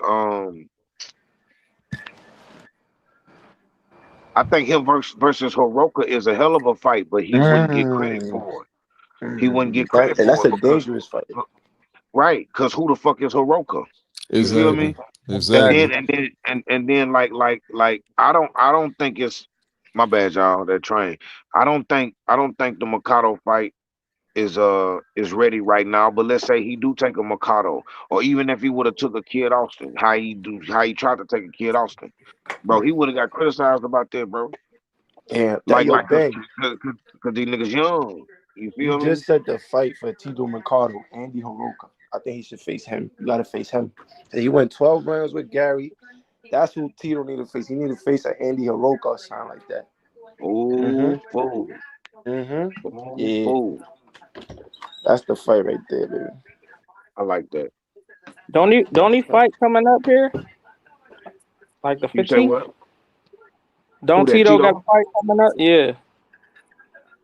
Tito? Who He called? fight, On he, who called? he fight as the co-main event on that Clarissa Shields card.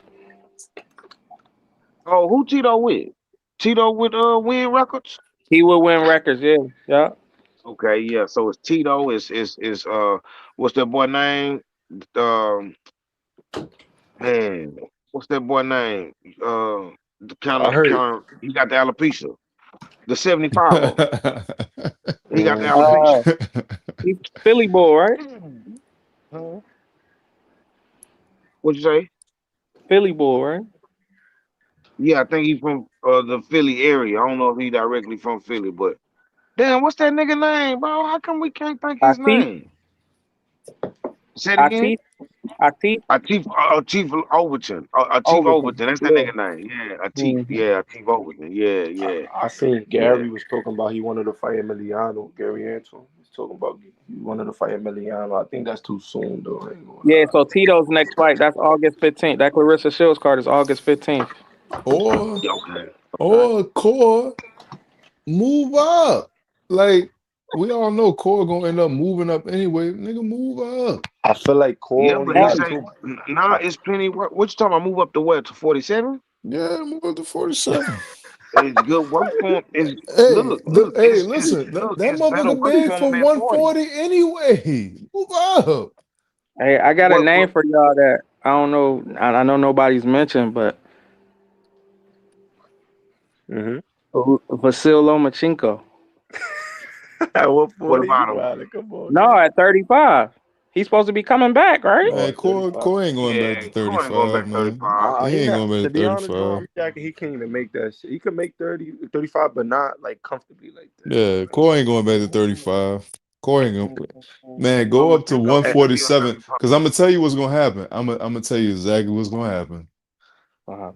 The niggas at 47 are gonna move up, and guess what Core gonna do? Yeah. Nigga, A lot move of up niggas at now. Like 47 Core is blown up big. lightweights. Dog, Core is big for 140. Core is big for 140. Nah. I wouldn't say big, I bro. wouldn't I wouldn't say he's big for one. I'll say he's big for 126 and like 126. He was. Was he not bigger than Tio? 130, 135. That's his weight. I mean, Tio a little bitty nigga though. Yeah, Tio. He Core, just. I cut. mean, all right. That's So just muscle. I'm 6'something. Like these niggas is short. I ain't gonna hold you. These niggas are short. I think I understand it too, because like Benavidez, he trained like now he's lifting like weights and shit to when he was trying to fight Zordo, he lifts weights, but them niggas just be fighting to get in shape for real, lose the weight, fighting. All that shit be water weight, not no real like mass like that you gotta break down, nothing like that. Now that's just should be water weight for them. That's how I think I understand Benavidez, how he able to feel me to 25, regain it back up, Devin to all that water weight. You feel me? You could play with it a little bit. That's how I feel like it wouldn't be a problem for him to make it to 144 neither. No lie. Not to change the topic too much. I'm saying, what's 3 more you good. pounds? Hey, What's 3 more pounds for Core? Like Core coming in the Chavo fight. backstage, you gotta show your face, bro. Yeah, Core weighing in on weigh-in day. Core coming in at 145, and then he can rehydrate to whatever the fuck ever.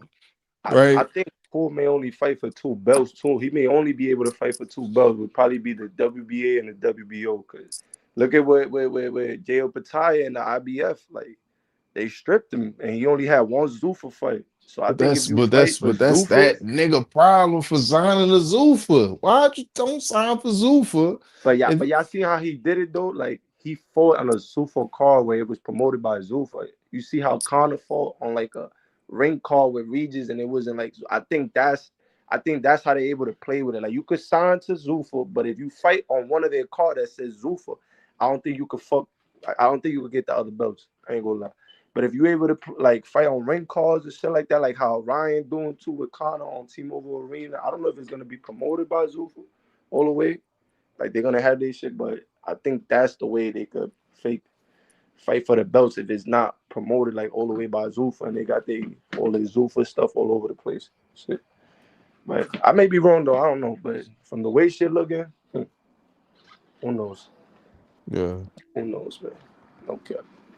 But baby, a lot of boxing, man. I'm looking forward to this Tio fight with Rolly and shit. I ain't gonna lie.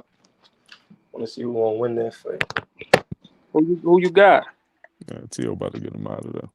Honestly, I don't know because I feel like it may go the distance though. To be honest, I know everybody, for me, wilding on the power and stuff, but I'm just going with what Tio knows about Rolly, and I know Tio's got more IQ than Rolly. Rolly just, you feel me? He that pressure fighter is gonna try to get you, break you down, whatever the case. Even though he is good for sure, Rolly got good jabs, good fundamental to his game, good arsenal, but I just feel like Tio is a little bit more seasoned, and it's a 12-round fight. For the 12 rounds, I feel like he's just gonna know what to do. That's what I feel. But I may be wrong though too. You feel me? Who knows? Hey Ron, you said Tio small for 40. It's not on PBC. It's on the zone also, so it's not on PBC. He just signed with the zone, so it's like that's like another. They may give him the fight. Yeah. Hey, look, fellas, I gotta go. I ain't gonna lie. My bad. I got shit going on right now. My bad, John. I gotta go, man. We love the love. Hey, y'all stay tuned in, man. We gonna double back though. All right, I appreciate y'all, I love man. this boxing talks with y'all, man. Love y'all, bro. For sure, man. Always a pleasure. You too, boy. Have a good night, buddy. All of y'all have a good night, my brothers. Likewise.